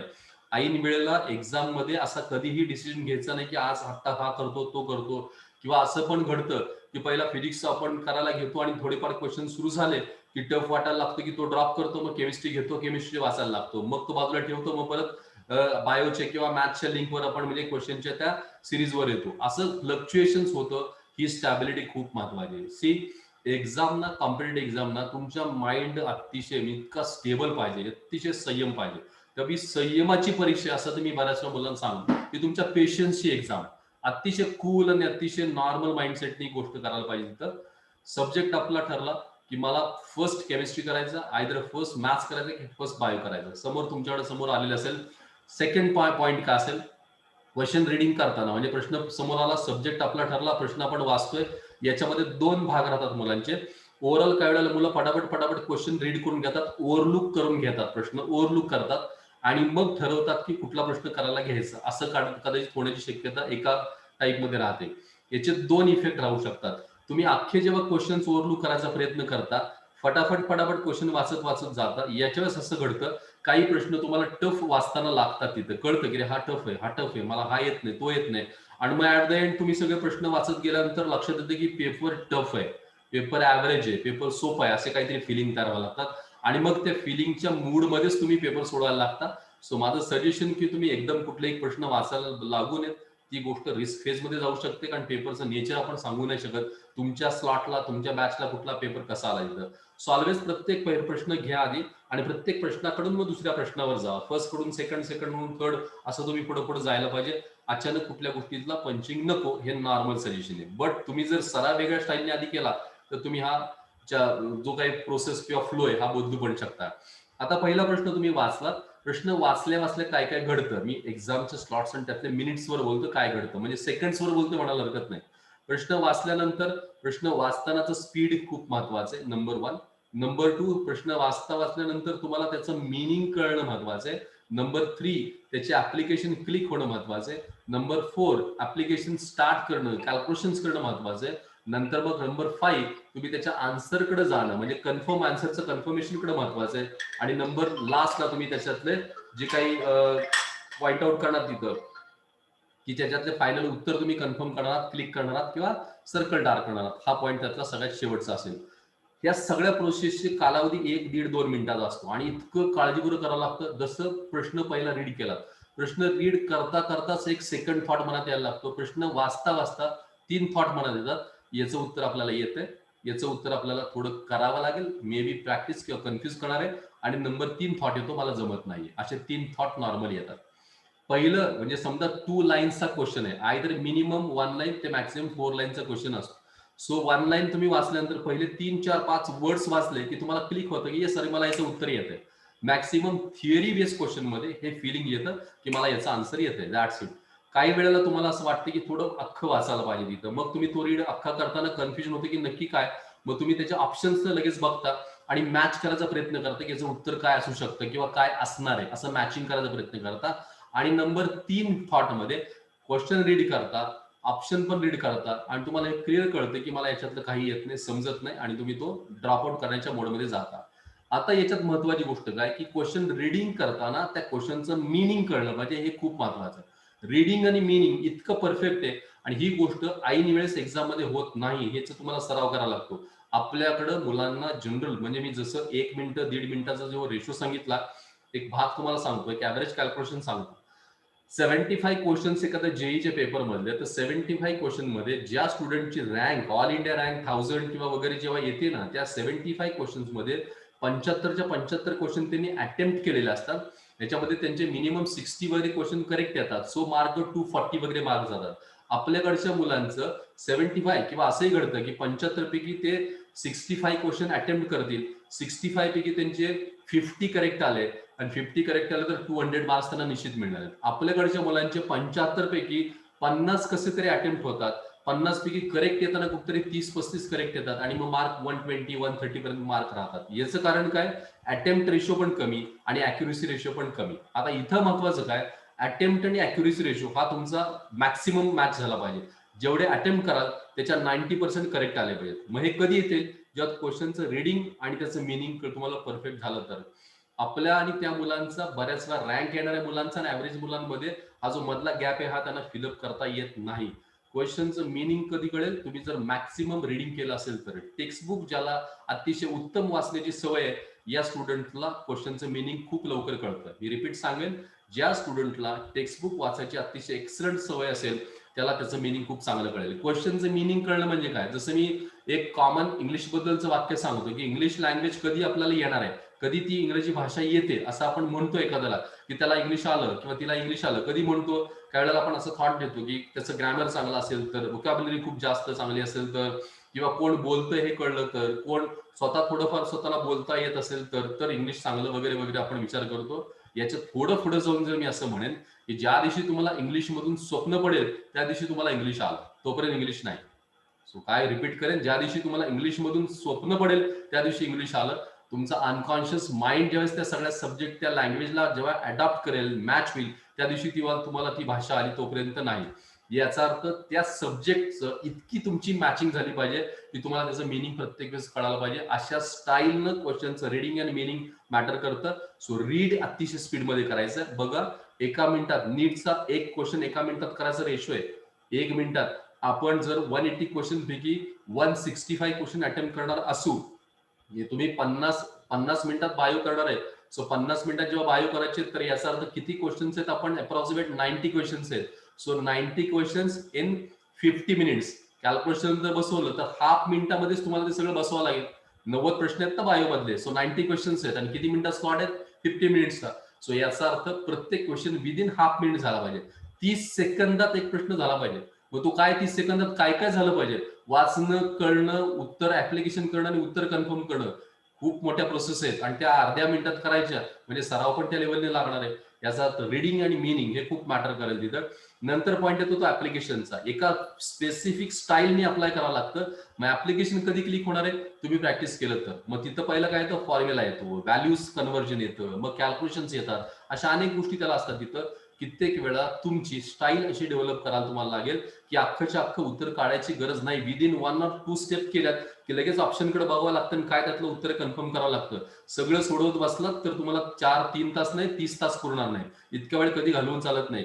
विदिन 1 or 2 स्टेप ऑप्शनला मॅचिंग करून पटकन उत्तराकडे जायचं असतं. ही स्टाईल डेव्हलप व्हावी लागते. म्हणून मी म्हणालो की स्टाईल डेव्हलप करा, तुमची मेथड डेव्हलप करा. बिकॉज ऑफ या गोष्टींमुळे ती डेव्हलप करत असेल तर सो ऍप्लिकेशनकडे येणार की त्या ऑप्शनकडे तुम्हाला यावं लागेल. 4 ऑप्शन्स पैकी फटाफट तुम्हाला 2 ऑप्शन बाजूला करता आले पाहिजेत. विदिन सेकंड्स तुम्हाला बाजूला करता आलं पाहिजेत. उरलेल्या 2 ऑप्शन मध्ये तुम्ही तुमचं लॉजिक लावणं, तुम्ही त्याला मॅचिंग करणं, आणि कुठलं नाही त्याच्या मागे त्या उत्तराकडे जायचं, तिथं मग उरलेलं कुठलं आहे हे तुम्हाला मॅच करता येतं. आता याला सब्जेक्ट वाईज वेगळ्या मेथड्स आहेत, प्रोसेस वाईज वेगळ्या वेगळ्या गोष्टी आहेत. म्हणजे बायोमध्ये एक वेगळी थॉट प्रोसेस लावायला लागेल, केमिस्ट्रीत वेगळी, मॅथ्सला वेगळी, फिजिक्सला वेगळी, अशी थॉट प्रोसेस लावायला लागेल. आणि तो तुमच्या रेग्युलर प्रॅक्टिसचा भागामध्ये ती गोष्ट शक्य होते. आणि मग तुम्ही तशा त्या ऑप्शनकडे जाता. आउट ऑफ 4 2 ऑप्शन कडून 1 ऑप्शनकडे येता. काही theory based question multiple reading मध्ये आपण केल्यामुळे आपल्याला पटापट उत्तर, प्रश्न वाचायला सुरुवात केली की उत्तर कळतं. इतकं काय वेळेला होतं. आता एक काळजी फक्त घ्यायची, क्वेश्चन रिडिंग करताना क्वेश्चनच्या खाली लगेच ऑप्शन असतात. बहुतेक करून बऱ्याच मुलं हाफ क्वेश्चन वाचून झालं की ऑप्शनकडे यायचा प्रयत्न करतात, हाफ क्वेश्चन झालं की ऑप्शनकडे यायचा प्रयत्न करतात, आणि तिथं चुकण्याची शक्यता जास्त असते. बिकॉज क्वेश्चन हाफ झाल्यानंतर त्यांना असं फील येतो की मला याचं उत्तर येते, लगेच नजर जाते ऑप्शनकडे, अर्धा प्रश्न वाचायचा राहून जातो आणि मग ऑप्शन मध्ये त्यांच्या विचारासारखा ऑप्शन तिथं असतो आणि मग तो लगेच क्लिक केला जातो. बट मे बी क्वेश्चन थोडासा फिरून विचारला असेल, अजून विचारण्याच्या काही गोष्टी वेगळ्या असतील, सो जोपर्यंत क्वेश्चन कम्प्लीट रीड होत नाही तोपर्यंत ऑप्शनकडे बघायचं नाही. ही सुद्धा थोडीशी सवय आणि शिस्त तुम्हाला लावावी लागेल. या टाईपनं तुम्ही तुमच्या उत्तरांकडे जाऊ शकता. याच्यात खरं तर सब्जेक्ट वाईज बऱ्याच गोष्टी आहेत, आपल्याला वेळेची कमतरता असल्यामुळे मला सगळं अजून डीप जाता येत नाही, पण मी प्रायमरी स्टेप्सच्या काही गोष्टी बोललो. कधीतरी परत वेळ मिळाला तर अजून प्रत्येक स्टाईलवर आपण काम करू शकू. बस दिस इज द बेसिक हिंट्स या सगळ्या ह्याच्यात आहेत. आणि अशाप्रमाणे क्वेश्चनचं रीडिंग आहे, त्याचे ऍप्लिकेशन्स आहेत आणि आन्सर कन्फर्मेशन्स आणि क्लिक करणं ही प्रोसेस करा तिथं. आणि हे सगळं तुमच्या रेग्युलर सरावाच्या वेळेस तुम्ही जेव्हा मॅच करत करत करत जाल तर तुम्हाला तुमच्या उत्तरांच्या आयडिया लागतील. तर मी परत सांगेन, प्रत्येक परीक्षेचा बेस हा कॅल्क्युलेटेड बेस आहे. चॅप्टरचा बेस कॅल्क्युलेटेड आहे, एक्झामचे आवर्स कॅल्क्युलेटेड आहेत, त्याच्यातला प्रत्येक स्लॉट कॅल्क्युलेटेड आहे. मी साधा हिशोब सांगितला की तुम्हाला 40 म्हणजे 50 मिनिटांमध्ये बायो कम्प्लीट करायचं आहे, म्हणजे अर्ध्या मिनिटांमध्ये तुम्हाला एक एक प्रश्न करायचा आहे. सी किती स्पीड असावं लागणार आहे. हे स्पीड कधी येणार आहे, जेव्हा तुम्ही तेवढ्या डीप लेवलने काम कराल. आता हे फायनल 2 वर्षानंतरच्या 3 तासात करायचं नाहीये, हे तुमच्या एव्हरी एक्झाम आणि प्रत्येक टेस्टला करायचं. ज्या ज्यावेळेस तुमचा टाइम स्पॅन कमी कमी कमी होत जाईल उत्तर सोडवण्याचा किंवा कमीत कमी वेळामध्ये तुम्ही करायचा, त्या दिवशी तुम्ही एक्झामच्या जवळ चाललात हे लक्षात ठेवा. एव्हरी टाइम प्रत्येक तुमची वीक एंड एक्झाम असेल, कुठली एक्झाम असेल, या फॉर्मेशन्स ती तयार करा. आता रेग्युलर प्रॅक्टिस करताना तुम्ही ह्याचं एक सायकल सेट करा. या संडेच्या पेपरला तुम्ही पहिला फिजिक्स सोडून बघा कसं वाटतंय, केमिस्ट्री नंतर नंबर 2 ला घ्या, मॅथ्स किंवा बायो नंबर 3 ला घ्या. पुढच्या एक्झामला सायकल थोडी चेंज करा आणि मग टाइम स्लॉट करत करत जा. तुमचा स्वतःचा एक फॉर्मॅट तयार होईल की मला एव्हरी टाइम केमिस्ट्री लवकर मला होतो, मग मला मॅथ्स होतो आणि नंतर मला फिजिक्स होतो, किंवा मला फिजिक्स अगोदर होईल मग मॅथ्स आणि केमिस्ट्री होईल. अशा टाईपमध्ये तुम्ही बरोबर जाऊ शकाल. काही ना काही स्वतःची मेथड तयार करणं आवश्यक आहे. एक विचार आला तर त्या विचार अनेक वेळा सराव करत करत तो विचार कन्फर्म करा आणि त्याच पद्धतीने पुढे पुढे गेलात तर तुम्ही एक्झामला तयार होत चाललात, एक्झामच्या ओरिएंटेशन तयार होत चालत असं नक्की म्हणायला हरकत नाही. हा त्यातला एक बेसिक पॉईंट तुम्हाला सांगितला. लास्ट 1-2 पॉईंट बघूया आणि आपण मग क्लोजिंगकडे त्याच्यामध्ये येऊया की लास्ट त्याच्यामध्ये एक स्पेसिफिक पॉईंटवर बघून आपण जाऊ शकतो असेल. तर हे सगळे मी तुम्हाला मेथड्स त्यातला सांगितलं. सी हे अनालिसिसचा फॉर्मॅट आहे, जो मग मी तुम्हाला सांगितलं ना 6 कारणं होती सगळी, त्याच्यातला सांगितलं तुम्हाला फॉर्मॅट. मेंटॉरिंग ही गोष्ट अतिशय महत्वाची प्रोसेसमध्ये, या सगळ्यामध्ये एक अतिशय महत्वाची गोष्ट ना मेंटॉरिंगची, म्हणजे तुम्हाला ब्रिजिंग करणारं कोण ना कोणतरी असायला पाहिजे. फॅकल्टी आणि स्टुडंट याच्यामध्ये जसं मी आता माझ्याकडे मुद्दामून ही टीम तयार केली आहे. 3 बॅचेस वेगळ्या आहेत, सीईटी बॅच, जेई बॅच आणि नीट बॅच, आणि प्रत्येक बॅचला एक मेंटॉर टीम काम करते. मग एक कोर्स हेड आहे, कॉर्डिनेटर आहे आणि त्याच्याबरोबर असिस्टंट कॉर्डिनेटर आहेत. आणि हे 3 लोक आपापल्या पद्धतीने त्या स्टुडंट्सला बरोबर मेंटॉर करत राहतात. काय करतायत काय नाही, म्हणजे याच्यामध्ये बॉडी क्लॉक बसवायचे, पूर्णपणे मॅथोडॉलॉजी सेट करायची, जसं आता आपण सगळं बोललो तर तशा पद्धतीने मेथड सेट करण्याचं, अभ्यासाची मेथड सेट करणं, स्ट्रॅटेजी सेट करणं आणि त्याला ट्रॅकिंग करणं की तसं सगळं करतायत का. मेंटॉर हा का महत्वाचा आहे, आयदर हा रोल पॅरेंटनी प्ले करायला पाहिजे किंवा स्टुडंटला सपोर्ट करणारा त्या कुठल्या तरी टीमनी करायला पाहिजे. कारण इथं काय घडतं की बऱ्याच वेळा तुमचं डायव्हर्जनची शक्यता खूप राहते आणि मग ऑलवेज ट्रॅक करत कोणतं राहिलं तर तुमच्या चुकांना लगेच सांगितलं जातं. नंतर नंतर काय घडतं, आपण जे करतोय तेच बरोबर आहे असं वाटायला लागतं आणि मग जेव्हा एक्झाम जवळ येते तेव्हा कळतं की आपलं काही चुकलंय. सो त्या चौकडीत आणि त्या फ्रेम मध्ये ठेवण्याचं काम आहे. म्हणजे मी तर कायम म्हणतो की जेव्हा तुम्ही स्टडी करता तेव्हा तुम्ही एका रेल्वे ट्रॅक सारखं जात असता आणि त्यावर पळायचं तुम्हाला. वन साइड तुमचे पॅरेंट आहेत आणि सेकंड साइड तुमचे मेंटॉर आहेत. पॅरेंटनी मेंटॉरनी तुम्हाला कुठं वगैरे घसरून द्यायचं नाही त्या रोड ट्रॅकच्या, रेल्वे ट्रॅकच्या, एवढंच गोष्ट आहे. काही वेळेला तुमचा अभ्यास कमी पडला तर तुम्हाला सारखं पुश करावं लागतं, मागं येऊन कोणीतरी पुश करत करत तुम्हाला पुढे न्यावं लागतं. बट मेंटॉरिंग खूप महत्वाचं आहे. त्या बॅच वाईज, फॉर्मेशन वाईज तुम्ही कंट्रोलमध्ये राहता आणि मी आता ज्या बोललो अशा ह्या सॉलिड काही गोष्टींवर तुम्हाला बरोबर काम करता येतं. लास्ट पॉईंटकडे आपण त्यातनं येऊया. ज्या मी प्रोसेस सगळ्या सांगितल्या या सगळ्या कॉम्पिटिटिव्ह एक्झामचा बेस येते ह्या 2 शब्दांची, टाइम अँड डिसिजन मेकिंग. हे शब्द इतके फिट डोक्यात ठेवा किंवा घरात तुम्ही कुठेही लिहून ठेवा, तुमच्या काही जिथं असेल तिथं डोक्यात ठेवा. टाइम आणि डिसिजन हे सगळ्यात मेन शब्द आहेत. निर्णय क्षमता तुमची इतकी वाढली पाहिजे, इतकी वाढली पाहिजे. मी तर क्लिअर सांगेन की तुम्ही डिसिजन घ्यायला तिथं शिका किंवा सुरू करा. राईट का रॉंग हे सोडून द्या. काही नाही, तुम्ही जितक्या वेळा चुकाल काही हरकत नाही, पण निर्णय जर घ्यायची सवय नाही लागली, चुकेल म्हणून तुम्ही नाही घेतला तर एक्झाम मध्ये तेच कन्फ्युजन होतं आणि प्रत्येक प्रश्न कन्फ्युज करायला लागतो आणि एवढं आपण फ्रस्ट्रेट होतो. पेपरमध्ये अजून एक गोष्ट घडते, क्वेश्चन टफ होत गेले लेवल टफ होत गेली की मग आपल्याला कळत नाही की आता काय करायचं. एखादा प्रश्न टफ गेला, सलग असे 2-3 प्रश्न टफ आले की सगळा कॉन्फिडन्स डाऊन येतो आणि लगेच कळतं की मला काहीतरी झालं, माझी पेपर हातातनं गेला, माझी एक्झाम हातातनं गेली, माझा स्कोर हातातनं गेला. आणि तिथे एकदा ते मनात बसलं की त्याचा इफेक्ट दुसऱ्या तिसऱ्या लगेच सब्जेक्टवर होतो आणि अख्खे 3 तास तुमच्या हातातून जातात. म्हणून ऑलवेज सोपा विषय पहिला घेणं महत्वाचं आहे की जिथं तुमचा कॉन्फिडन्स मेंटेन राहील. नंबर 2 ला थोडा टफ घ्यायचा की जरी काही टफ क्वेश्चन आले तरी आपण स्टेबल राहू शकू. आणि नंबर 3 ला सगळ्यात टफ सब्जेक्ट ठेवायचा. त्या 3 तासातल्या सिक्वेन्स बद्दल मी बोलतोय, हे करणं आवश्यक आहे. क्वेश्चन पण करताना जे मगाशी एक सांगायचं राहून गेलं, प्रश्न करायला तुम्ही घेतला आणि तुम्हाला असं लक्षात आलं की पहिला 1 मिनिट 1.5 मिनिट मी काम करतोय आणि सोडवता सोडवता 2-2.5 मिनिटं झाले आणि आता मला याच्या पुढे अजून जास्त वेळ माझा जातोय, तर प्रश्न ड्रॉप करा, सोडून द्या, दुसऱ्या क्वेश्चनवर या. रिपीट करेल, 3 प्रकारचे प्रश्न मी बोललो होतो. एक प्रश्न वाचल्यानंतर उत्तर येणारा, एक कन्फ्युज करणारा आणि एक न येणारा. न येणारा प्रश्न असेल तर अजिबातच वेळ घालवायचा नाही, ड्रॉप आउट, लगेच पुढच्या प्रश्नावर जा. तो प्रश्न जर तुम्हाला थोडा कन्फ्युज करणार असेल किंवा तुम्हाला कॉन्फिडन्स आहे की मी थोडं केलं तर येईल म्हणून तुम्ही करायला सुरुवात करता, पण जास्त जर वेळ जायला लागला तर त्याला पण ड्रॉप करा आणि पुढच्या प्रश्नावर या. हा एक काळजी तुम्हाला घेणं आवश्यक आहे. कॉन्फिडेंटली येणार आहे आणि थोडासा वेळ देऊन कन्फर्म उत्तरांपर्यंत जाणार आहे अशाच प्रश्नांना वेळ द्यायचा, अनावश्यक वेळ घालवायचा नाही. बिकॉज मी एक मगाशी काय म्हणलो तो अटेम्प्ट आणि अॅक्युरसी हे खूप महत्वाचं आहे. काही वेळेला मॅक्सिमम अटेम्प्ट करण्याच्या नादात अॅक्युरसी आपली चुकते आणि याला निगेटिव्ह मार्किंग सिस्टीम आहे, त्यामुळे मिळालेले मार्क पण जातात. हा धोका आपण पत्करू शकत नाही. सो ऑलवेज थॉट पाहिजे की अटेम्प्ट करू, त्याचे मॅक्सिमम 90% करेक्ट आले आहेत, म्हणजे मिळणारे मार्क तरी पक्के मिळतील. चुकांच्यामुळे मिळाल्यातले परत मायनस नाही होणार आणि हे सगळं कॅल्क्युलेटेड राहावं लागतं, अतिशय काळजीपूर्वक कॅल्क्युलेटेड राहावं लागतं. हे त्या हळूहळूच्या सरावावर किंवा त्या 2 वर्षात तुम्ही ज्यांच्या हातात आहात आणि जी सिस्टीम तुम्हाला रन करेल ना, त्यांच्या बऱ्याच गोष्टीवर खूप डिपेंड असणार आहे. म्हणून तर चांगल्या हातामध्ये आपण असणं, आपले हे 2 वर्ष देणं खूप आवश्यक असतं. सो डिसिजन मेकिंग बद्दल बोललो, आवर्जून निर्णय घ्यायला शिका. टाइम म्हणजे म्हणजे याच्यातलं सगळं आहे, म्हणजे अख्खं तुमच्या 2 वर्षातली प्रत्येक गोष्ट ही वेळ, म्हणजे त्याला इतक्या दिवस तुम्ही वेळ ह्या शब्दाबद्दल किती सिरियसली विचार केला माहित नाही मला, पण right now time is very precious. म्हणजे इतकं इतकं महत्व असेल त्या गोष्टीला की तुम्ही त्याच्यात कशात मोजू नाही शकणार. सिंपल त्याच्यातलं एक तुम्हाला उदाहरण देतो की वेळ कंट्रोलमध्ये कसा आणायचा आणि वेळेनुसार कसं वागायचं, याच्यासाठी साधा एक गोष्ट आहे.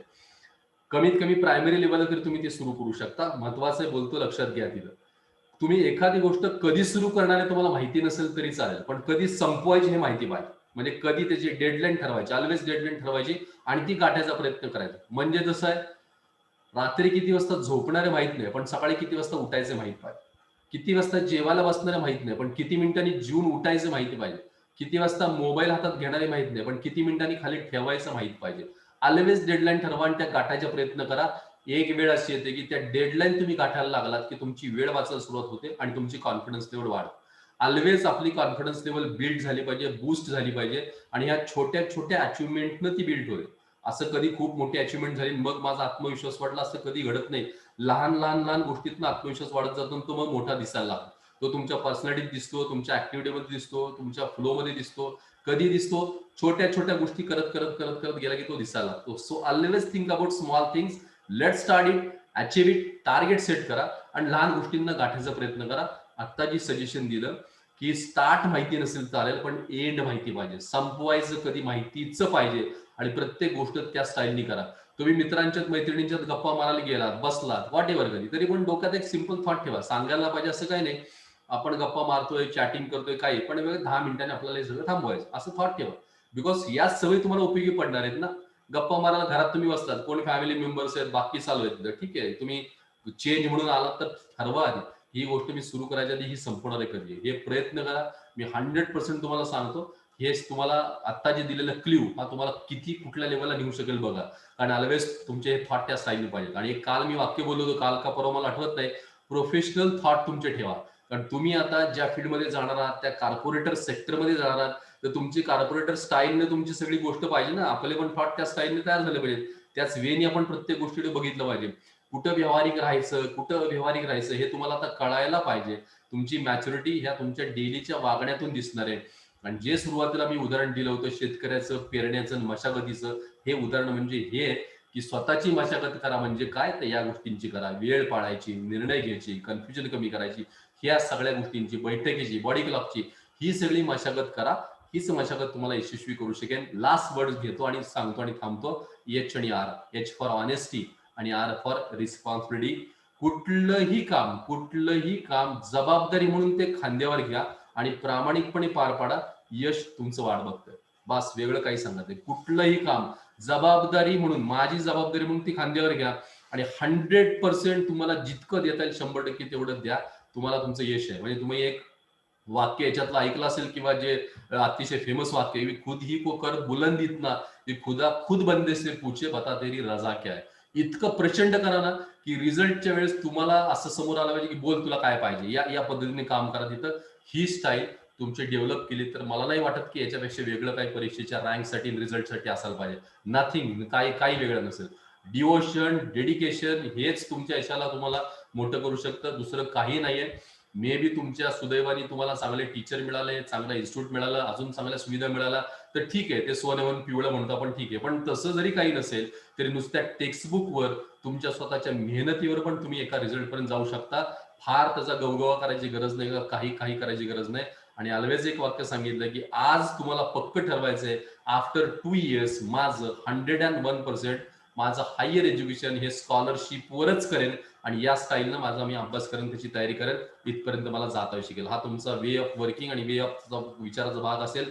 ही तुमची स्वतःची मेथड डेव्हलप होईल, हे तुमचं टार्गेट सेट होईल आणि मग परीक्षेला तुम्ही पूर्णपणे प्रिपेअर्ड राहाल. So this is all about how to crack that exams, how to achieve your target. हे सगळ्या परीक्षा ज्याही कराल, ठरवाल, अशा स्टाईलनं गेलात तर तुम्ही तुमच्या निकालापर्यंत नक्की जाल अशी मला खात्री आहे. So thank you so much. या सगळ्या गोष्टी, याच्या व्यतिरिक्त तुम्हाला काही शंका प्रश्न असतील तर हा नंबर तुम्हाला समोर आहे.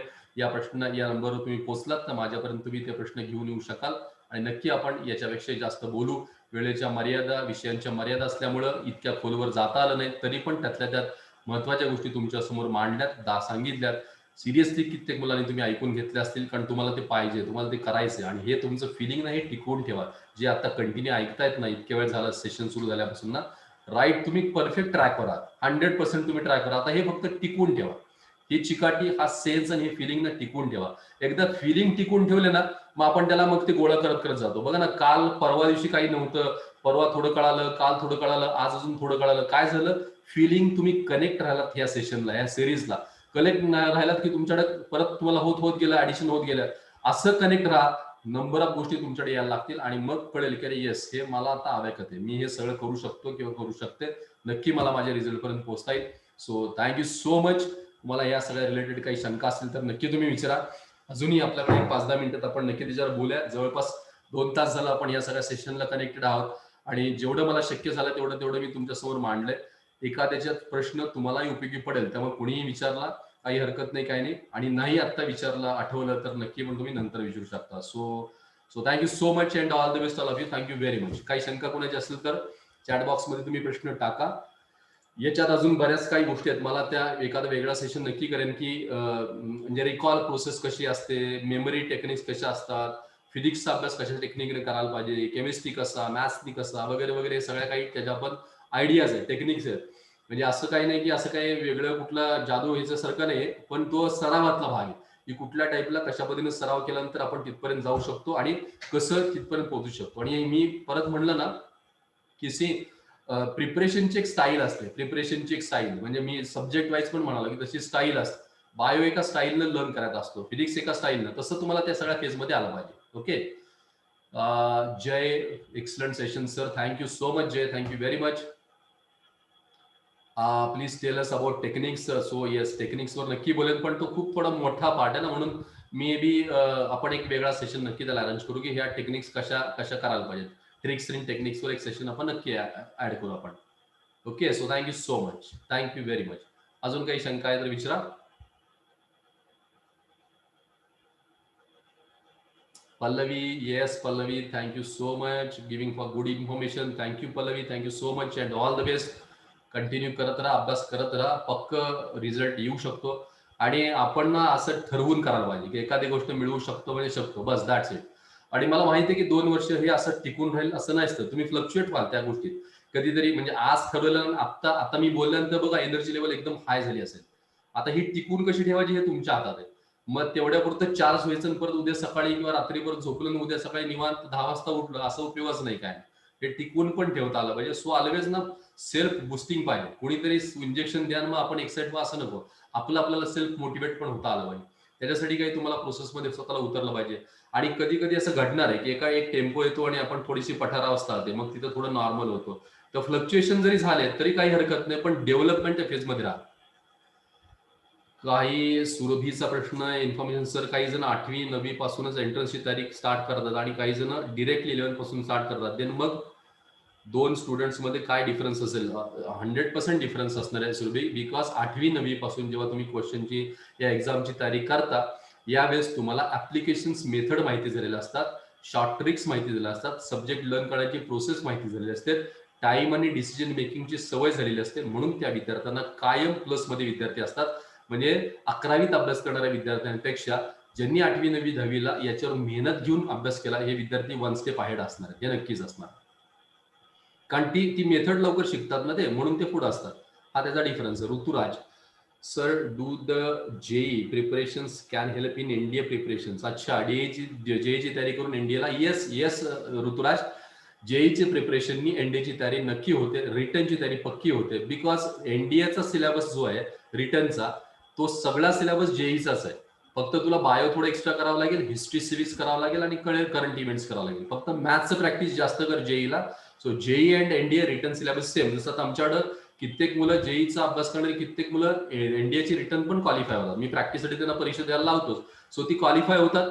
मग पुढे एसएसबी वगैरे तयारी असेल तर सिलेक्शन होतील, नसेल तयारी तर मग नाही होणार. बट दोन्ही तयारी मॅच होते. थोडासा क्वेश्चनच्या टाईप मध्ये उलटे जेईचे प्रश्न थोडे टफ लेवल आहे प्रश्नांची, पण एनडीएची लेवल थोडी डाऊन आहे. फक्त प्रॅक्टिस तू मॅक्सिमम लेवल कर. श्रेयसचा क्वेश्चन आहे, how to prepare for MST CET 2-3 months in 2-3 months. Okay, thank you so much for valuable session.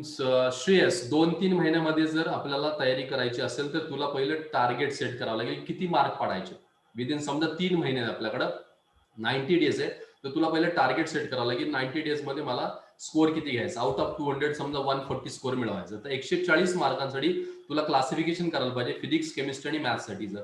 मग फिजिक्स मध्ये 50 क्वेश्चन्स आहेत, केमिस्ट्री 50 क्वेश्चन्स आहेत, मॅथ 50 क्वेश्चन्स आहेत. मग प्रत्येक विषयात किती मार्क पडले पाहिजेत, 140 साठी किती पडले पाहिजेत याचं तुला कॅल्क्युलेशन करायला पाहिजे. दुसरा भाग करायला पाहिजे की तुझ्या सब्जेक्टचा एबीसी ठरला पाहिजे. माझा कुठला सब्जेक्ट ए मध्ये, कुठला बी मध्ये, कुठला सी मध्ये, म्हणजे स्ट्रॉंग कुठला, ऍव्हरेज कुठला, वीक कुठला, हे ठरलं पाहिजे. स्ट्रॉंग सब्जेक्ट मध्ये आउट ऑफ आउट मार्क कसे पडतील ह्याचा पॉलिसी तयार करावं लागेल. ऍव्हरेज सब्जेक्ट मधले सुद्धा काही चॅप्टर असतात, त्याच्यामध्ये पैकीच्या पैकी कसे ठरवायचे मिळाले पाहिजे त्याची पॉलिसी पाहिजे. आणि सी मधले जे मार्क जाणार आहेत त्याच्यातले काही क्वेश्चन किंवा काही चॅप्टर्स करून आपण मार्क मिळू शकतो का याचा प्रोग्राम करावा लागेल. असं पहिलं तयारी करावं लागेल. चुका शोधल्या पाहिजेत. समजा जर 140 पैकी तू आता 80 मार्कांवर आहेस आणि तुला 140 मार्क म्हणजे 60 मार्कांची ग्रोथ करायची, तर हा जो 60चा जो गॅप आहे ना, त्या गॅपसाठी प्लॅन तयार कर आणि मग तो प्लॅन एक्झिक्यूट कर. नक्कीच तुला त्या 3 महिन्यामध्ये होऊ शकेल तसं. Vikas, thank you so much for appreciation. Rituraj, thank you so much. Atharva, thank you so much excellent session बद्दल म्हणाला, थँक्यू सो मच. येस, अजून काही शंका आहे का? Yes, anything else? How to reduce confusion and how to change point of view. Okay, confusion, सुरभीचा प्रश्न आहे, कन्फ्युजन कसं रिड्यूस करायचं. कन्फ्युजन रिड्यूस करण्यासाठी पहिली गोष्ट डिसिजन मेकिंग पाहिजे. म्हणजे आपण कन्फ्युज का होतो निर्णयात, एखाद्या गोष्टीमध्ये गोंधळ का होतो, निर्णय क्षमता कमी असते म्हणून. ऑलवेज डिसिजन घ्यायला शिक, कन्फ्युजन कमी व्हायला लागेल. मग डिसिजन मध्ये काय घडणार आहे, दोनच डेड एंड असतात, आयदर राईट और रॉंग. मग तो राईट आला तर उत्तमच आहे, मग का राईट आला, आणि रॉंग आला तर चेक कर की का रॉंग झाला. मग का रॉंग झाला याचं थोडं अनालिसिस कर आणि मग त्या निर्णयामध्ये थोडे बदल करायला लाग. नक्की त्यातनं बदल होईल. फक्त कन्फ्युजन मध्ये राहायचं नाही, निर्णय घेऊन मोकळं व्हायचं पुढे जायचं, मग त्याच्यातल्या गोष्टी होतील. आणि पॉइंट ऑफ व्ह्यू कसा बदलायचा, पॉइंट ऑफ व्ह्यू कधी बदलेल, ज्यावेळेस तुला क्रिस्टल क्लिअर असेल की एखादी गोष्ट आपण का करतोय. जोपर्यंत का करतोय अशी जोपर्यंत क्रिस्टल क्लिअर असत नाही तोपर्यंत पॉइंट ऑफ व्ह्यू बदलत नाही. 100% वाय आणि हाऊ या दोन गोष्टींवर, प्रश्नांवर, शब्दांवर काम कर, नक्की पॉइंट ऑफ व्ह्यू बदलायला सुरुवात होईल. अजून एखादं स्पेसिफिक घेऊन सांगितलं असतं मी तुला नक्कीच सांगेन. मधुराचा प्रश्न आहे, which time and which period is prefer for preparation for exams. Time and period. See, period is always totally 2 years. प्रश्नच नाही, 2 अख्खे वर्ष करायला पाहिजे. वेळ, मी म्हणेन कॉम्पिटेटिव्ह एक्झामचं प्रिपरेशन करायला तुम्ही अभ्यासाची वेळ ठरवूच नका, तुमच्या बाकीच्या वेळा ठरवा. किती तास झोपायचं, किती तास जेवायचं, किती तास गप्पा मारायच्या, किती तास बाकी गोष्टी, हे ठरवा. बाकी सगळा वेळ स्टडीसाठी. हे क्लिअर डोक्यात ठेवा. उलट करायचंच नाही. अभ्यासाचं वेळापत्रक बनवेन आणि बाकीच्या वेळेस नॉर्मली करेन. नो, उरलेल्या गोष्टीचं वेळापत्रक बनवा. ज्या तुमच्या डेली ऍक्टिव्हिटीज आहेत त्याचं वेळापत्रक बनवा. बाकी सगळा अभ्यास आहे. आता अभ्यासाचे स्लॉट कुठले चांगले, सकाळी अभ्यास चांगला का रात्री अभ्यास चांगला, असं सुद्धा काही ह्याच्यात गणित नाहीये. फक्त त्यातल्या त्यात सकाळी ब्रेन किंवा माइंड थोडं फ्रेश असतं म्हणून टफ सब्जेक्टचा अभ्यास मॉर्निंगला करा. ऍव्हरेज सब्जेक्टचा अभ्यास थोडासा तुमचा जो ऍव्हरेज आहे तो दुपारी करा आणि थोडा इव्हिनिंगला किंवा लेट नाईटला तुमच्या सोप्या विषयाचा अभ्यास करा की जो तुम्हाला मॅनेज करायला मदत होईल. असा मधुरा तुला त्याचं उत्तर असेल तिथं. 9 student suggestion focus area. Exam कोणती टार्गेट करायची त्याच्यावर फोकस एरिया ठरेल तिथं. जर एंट्रन्स एक्झाम इंजिनिअरिंगची करायची तर मॅथ्स मॅक्सिमम फोकस करायला पाहिजे आणि जर मेडिसिनची करायची तर बायो फोकस करायला पाहिजे. सो 9वीच्या विद्यार्थ्यांनी या 2 सब्जेक्टला काम करा. पण अजून काय सांगेन की होमी भावाची एक्झाम असते 9thला आणि 10वीला एनटीएससी लेवल 1 लेवल 2 आहे. सो आतापासून होमी भावाचं practice maximum 2 Olympiad, maths Olympiad, science Olympiad, ह्या 2 ऑलिम्पियाडची तयारी चांगली करा आणि एनटीएससीची प्रिपरेशन आतापासून सुरू करा. 9वीच्या विद्यार्थ्याला तो फायदा नक्की होईल तिथं. मधुराचा प्रश्नामध्ये असं होतं की लाईक 11th और 12th और आफ्टर 12th. मधुरा, अभ्यास कधी सुरू करायचा असं टाइम म्हणाले, तू आता त्याचा आणि डिटेल्स मला पाठवलेस तर ठीक आहे. सी, हायएस्ट रँक पाहिजे असेल तर याचा अभ्यास 8वी पासूनच सुरू करावा लागतो. 11वी तर खूप लांबची गोष्ट आहे. जर हायएस्ट रँक पाहिजे असेल तर 7वी 8वी पासून अभ्यास करावा लागतो. मग जर आपल्याला तेव्हा नाही कळलं आणि आज कळलंय किंवा लवकर कळलंय, ज्यावेळेस कळलंय त्यापासून अभ्यास करावा. आता कळलं असेल ना, आता 11वी सुरू होत असेल तर 11वी पासूनच करायला पाहिजे. 12वीत आपण गेलो अभ्यास सुरू केला तर आपला वेळ निघून जाणार आहे. 12वीच्या नंतर जर केलं तर अनेकच खूप कमी वेळ मिळणार आहे. आणि वेळ कमी मिळाल्यानंतर काय घडतं, यामध्ये आपला कॉम्पिटिटर काय करतोय याच्यावर तुमची रँक डिपेंड आहे. तुमचा कॉम्पिटिटर तुमच्यापेक्षा अगोदर प्रिपरेशन करून जर तयारीत असेल तर ऑब्व्हियसली त्याची रँक हाय येणार आहे आणि आपली रँक डाऊन येणार आहे. सो हायएस्ट रँक पाहिजे असेल तर लवकर प्रिपरेशन करावं. 11वी 12वीचं म्हणशील तर 11वीच्या पहिल्या दिवसापासून, वेळ म्हणशील तर मी म्हणेल आजपासून, आत्तापासून सुरुवात करायला हरकत नाही. डिले अभ्यासाला केला की वेळ कमी मिळणार आणि त्यामुळे तयारी होणार नाही. ऋतुराजचा प्रश्न आहे, what are the basics and milestones to achieve the success in any field. मी मागाशी बोललो ते शब्द आहेत ए, बी अँड सी. हे 3 शब्द आहेत. Analysis, body clock and consistency, हे 3 शब्द आहेत. या 3 शब्दांवर काम करा. ऋतुराज, 100% कुठल्याही फील्ड मधलं करिअर नक्की होऊ शकतं. HR सक्सेस होण्यासाठी आणि टाइम अँड डिसिजन हे परफेक्ट झोन मध्ये येण्यासाठी. So ABC, HR, time, decision या शब्दांवर काम करावं. Yes, thank you so much. या सगळ्या गोष्टींवर डिस्कशन झालंय आणि मला वाटतं बऱ्यापैकी तुमच्या शंका क्लिअर झाल्या. तुम्ही कनेक्टेड आहात, चांगली गोष्ट आहे. विचारताय प्रश्न आणि आठवणीने तुम्ही सगळ्या गोष्टी व्यवस्थित समजून घ्यायचा प्रयत्न करताय. Fantastic all dear students. Right way आणि right working. How to study more in less days sir. मी कमी दिवसात जास्त अभ्यास असं खरं कधी घडत नाही, पण अनालिसिस करून करायचं, ABC करून करायचं आणि टार्गेट सेट करून करायचं. सब्जेक्टचं अनालिसिस, चॅप्टरचं ABC आणि टार्गेट डेट आहे, त्या टार्गेट डेटवर मॅक्सिमम दिवसभराचा वेळ वापरणं. 24 तासातले तुझे 10 तास सोड बाकीच्या गोष्टीला, 14 तास आहे. 14 तास अभ्यास हा सुद्धा खूप वेळ आहे. 14 तास म्हणजे या 14 तासाचा मिनिट टू मिनिट वापर रिझल्ट पर्यंत पोहोचायला नक्की मदत होईल. किंवा एक मला तू पर्सनली कॉल कर, नक्की तुझा प्रॉब्लेम काय मला एकदा समजून घेऊ देत, मग मी तुला स्पेसिफिक आन्सर देतो की काय काय करायला पाहिजे. Okay Pallavi? So thank you so much. Aparna miss, yes, will conclude the session. Yes, okay, thank you sir. Thank you so much. खरंच आजचं सेशन हे तुमच्या मनातल्या प्रश्नांची, सगळ्या प्रश्नांची उत्तरं देणारं होतं असं म्हणायला काही हरकत नाही. मुलांचे प्रश्नही त्या दृष्टीनं होते, कारण बेसिकली महाराष्ट्रातून आमचं जी वेबसाईट आहे त्याच्यावरच्या एन्क्वायरीज आम्हाला येत असतात आणि आम्ही विद्यार्थ्यांना बरेचसे प्रश्न, विद्यार्थ्यांचे जे प्रश्न असतात त्यांची समर्पक उत्तर देण्याचा प्रयत्न करतो. हे जे मी आमच्या ज्या वेबिनार्स आहेत या सिरीज मध्ये तुम्हाला लक्षात आलं असेल की प्रत्येक दिवशी सरांनी ज्या ज्या पॉइंटवर तुम्हाला सांगितलेलं आहे त्याचा नक्कीच तुमच्या पुढच्या ज्या काही करिअर ऑप्शन्स तुम्ही डिसाईड केलेले आहेत त्याच्यासाठी उपयोग होणार आहे. ज्या विद्यार्थ्यांना इंजिनिअरिंग, मेडिकल आणि आर्किटेक्चर क्षेत्रात करिअर करायचं आहे आणि त्याच्यासाठी असणाऱ्या एंट्रन्स परीक्षांचं प्रिपरेशन कसं करायचं याविषयीची डिटेल माहिती तुम्ही आजच्या या वेबिनार मधून घेतलीत. तुम्हाला दिशा अकॅडमीमध्ये सुरू झालेल्या 11वीच्या बॅचेस ज्या आहेत याच्यामध्ये बरेचसे विद्यार्थी इन्व्हॉल्व्ह झालेले आहेत. अजूनही म्हणजे आपले ऍडमिशन प्रोसिजर सुरू आहे. तुम्ही वेळ घालवू नका, या संधीचा नक्की फायदा करून घ्या. जसं बरेच विद्यार्थी विचारत होते की कोणत्या वेळेत अभ्यास सुरू करायची गरज आहे, तर खरं तर अभ्यास सुरू करण्यासाठी कोणती स्पेसिफिक वेळ नसते. योग्य डिसिजन घ्या, दिशाच्या ब्रिज कोर्स दिशाचा सुरू झालेला आहे. फाउंडेशन बॅचेस मध्ये आम्ही विद्यार्थ्यांची तयारी करून घेतोय. या जेईई नीट सारख्या परीक्षांच्या नॅशनल लेवलच्या परीक्षांचं जे फाउंडेशन आहे, या फाउंडेशन तयारी करण्यासाठी हा पुढचा वेळ आम्ही नक्कीच कामी देतोय.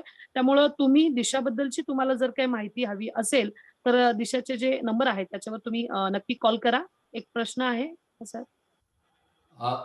अंकिताचा प्रश्न आहे, आर्किटेक्चर साठी कोणती एक्झाम द्यावी लागेल? सो अंकिता, आर्किटेक्चर साठी नाटाची एक्झाम आहे, नाटा एंट्रन्स एक्झाम आहे, नॅशनल ऍप्टिट्यूड आर्किटेक्चर टेस्ट ही नाटाची आहे. नंतर जेईई पेपर सेकंड आहे, जेईई मेन पेपर सेकंड आहे, की जो पेपर फर्स्ट टेक्निकलचा आणि पेपर सेकंड तो आर्किटेक्चर साठीचा आहे.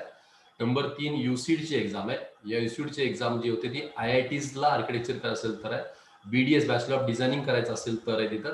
अशा पद्धतीने ह्या 3 बेसिक एक्झाम आहेत. नंतर तुला डिझायनिंग मध्ये करिअर करायचं आहे, बॅचलर इन फॅशन डिझायनिंगचा भाग असतो किंवा अनेक डिझायनिंगची कोर्सेस आहेत, त्याला NIFT ची एक एक्झाम आहे. वेगळ्या 2-3 अशा त्याला एक्झाम आहे. सो डिझायनिंगच्या एक्झाम वेगळ्या, आर्किटेक्चरच्या एक्झाम वेगळ्या. पहिला तू आधी खात्री कर की डिझायनिंग मध्ये करिअर करायचं का आर्किटेक्चर मध्ये करिअर करायचं आहे. दोन्ही वेगळे आहेत. But NATA and JEE main and UCEED there are the 3 exams for architecture. श्रेयसचा प्रश्न आहे की how can I contact with you? So Shreyas, मी मगाचा नंबर सांगितला होता 777-592-592-3 किंवा 4. या नंबरला तुम्ही संपर्क करा, माझा नंबर तुम्हाला मिळून जाईल. 777-592-592-3 किंवा 4 या नंबरला संपर्क केला तर माझ्यापर्यंत तुम्हाला नक्की होईल. त्याचा सिलेबस काय आहे? अंकिता, सिलेबस मध्ये काय असतं? सिलेबस त्याचा बराच आहे, पण मी तुला पेपर सांगतो काय. त्याच्यामध्ये एक ड्रॉइंगचा पेपर असतो, एक बेसिक मॅथ्सचा पेपर असतो आणि ऍप्टिट्यूडचा पेपर असतो. असे 3 पेपर. तू थोडं गुगल कर की नाटाचा सिलेबस असं म्हणून गुगल कर, तुला सगळा तो दिसेल. ड्रॉइंग, ऍप्टिट्यूड अँड मॅथमॅटिक्स हे 3 विषय त्याच्यामध्ये येतात आणि त्याच्यावर तुला सिलेबस पण कळू शकेल. Yes Shinde madam. Okay, hope तुम्ही विद्यार्थ्यांना आजच्या सेशन मधून तुमच्या मनातल्या सर्व प्रश्नांची उत्तरं मिळाली असतील. दिशा अकॅडमीचे जे कॉन्टॅक्ट नंबर आहेत 777-592-592-3 किंवा नंबरवर तुम्ही कॉल करा, व्हॉट्सअप करा, मेसेज करा. आम्ही नक्की आपल्याला देखील तुम्हाला परत पर्सनली काही क्वेश्चन सरांना विचारायचे असतील तर त्यांचाही नंबर आम्ही तुम्हाला नक्की प्रोव्हाइड करू. दिशा अकॅडमीच्या ऍडमिशन प्रोसिजर मध्ये आपण DSAT नावाची स्कॉलरशिप एक्झाम इन्व्हॉल्व केली. या एक्झाम साठी जी वेबसाईट आहे त्याला नक्की आज व्हिजिट करा. दिशा अकॅडमीच्या वेबसाईटवर जाऊन साठी 60 मार्काचा ऑनलाईन आहे, ज्या पेपर थ्रू तुम्हाला 1.5 लाखापर्यंतच्या आकर्षक अशा स्कॉलरशिप ऑफर केल्या जातील. तुम्ही ही संधी देखील गमावू नका.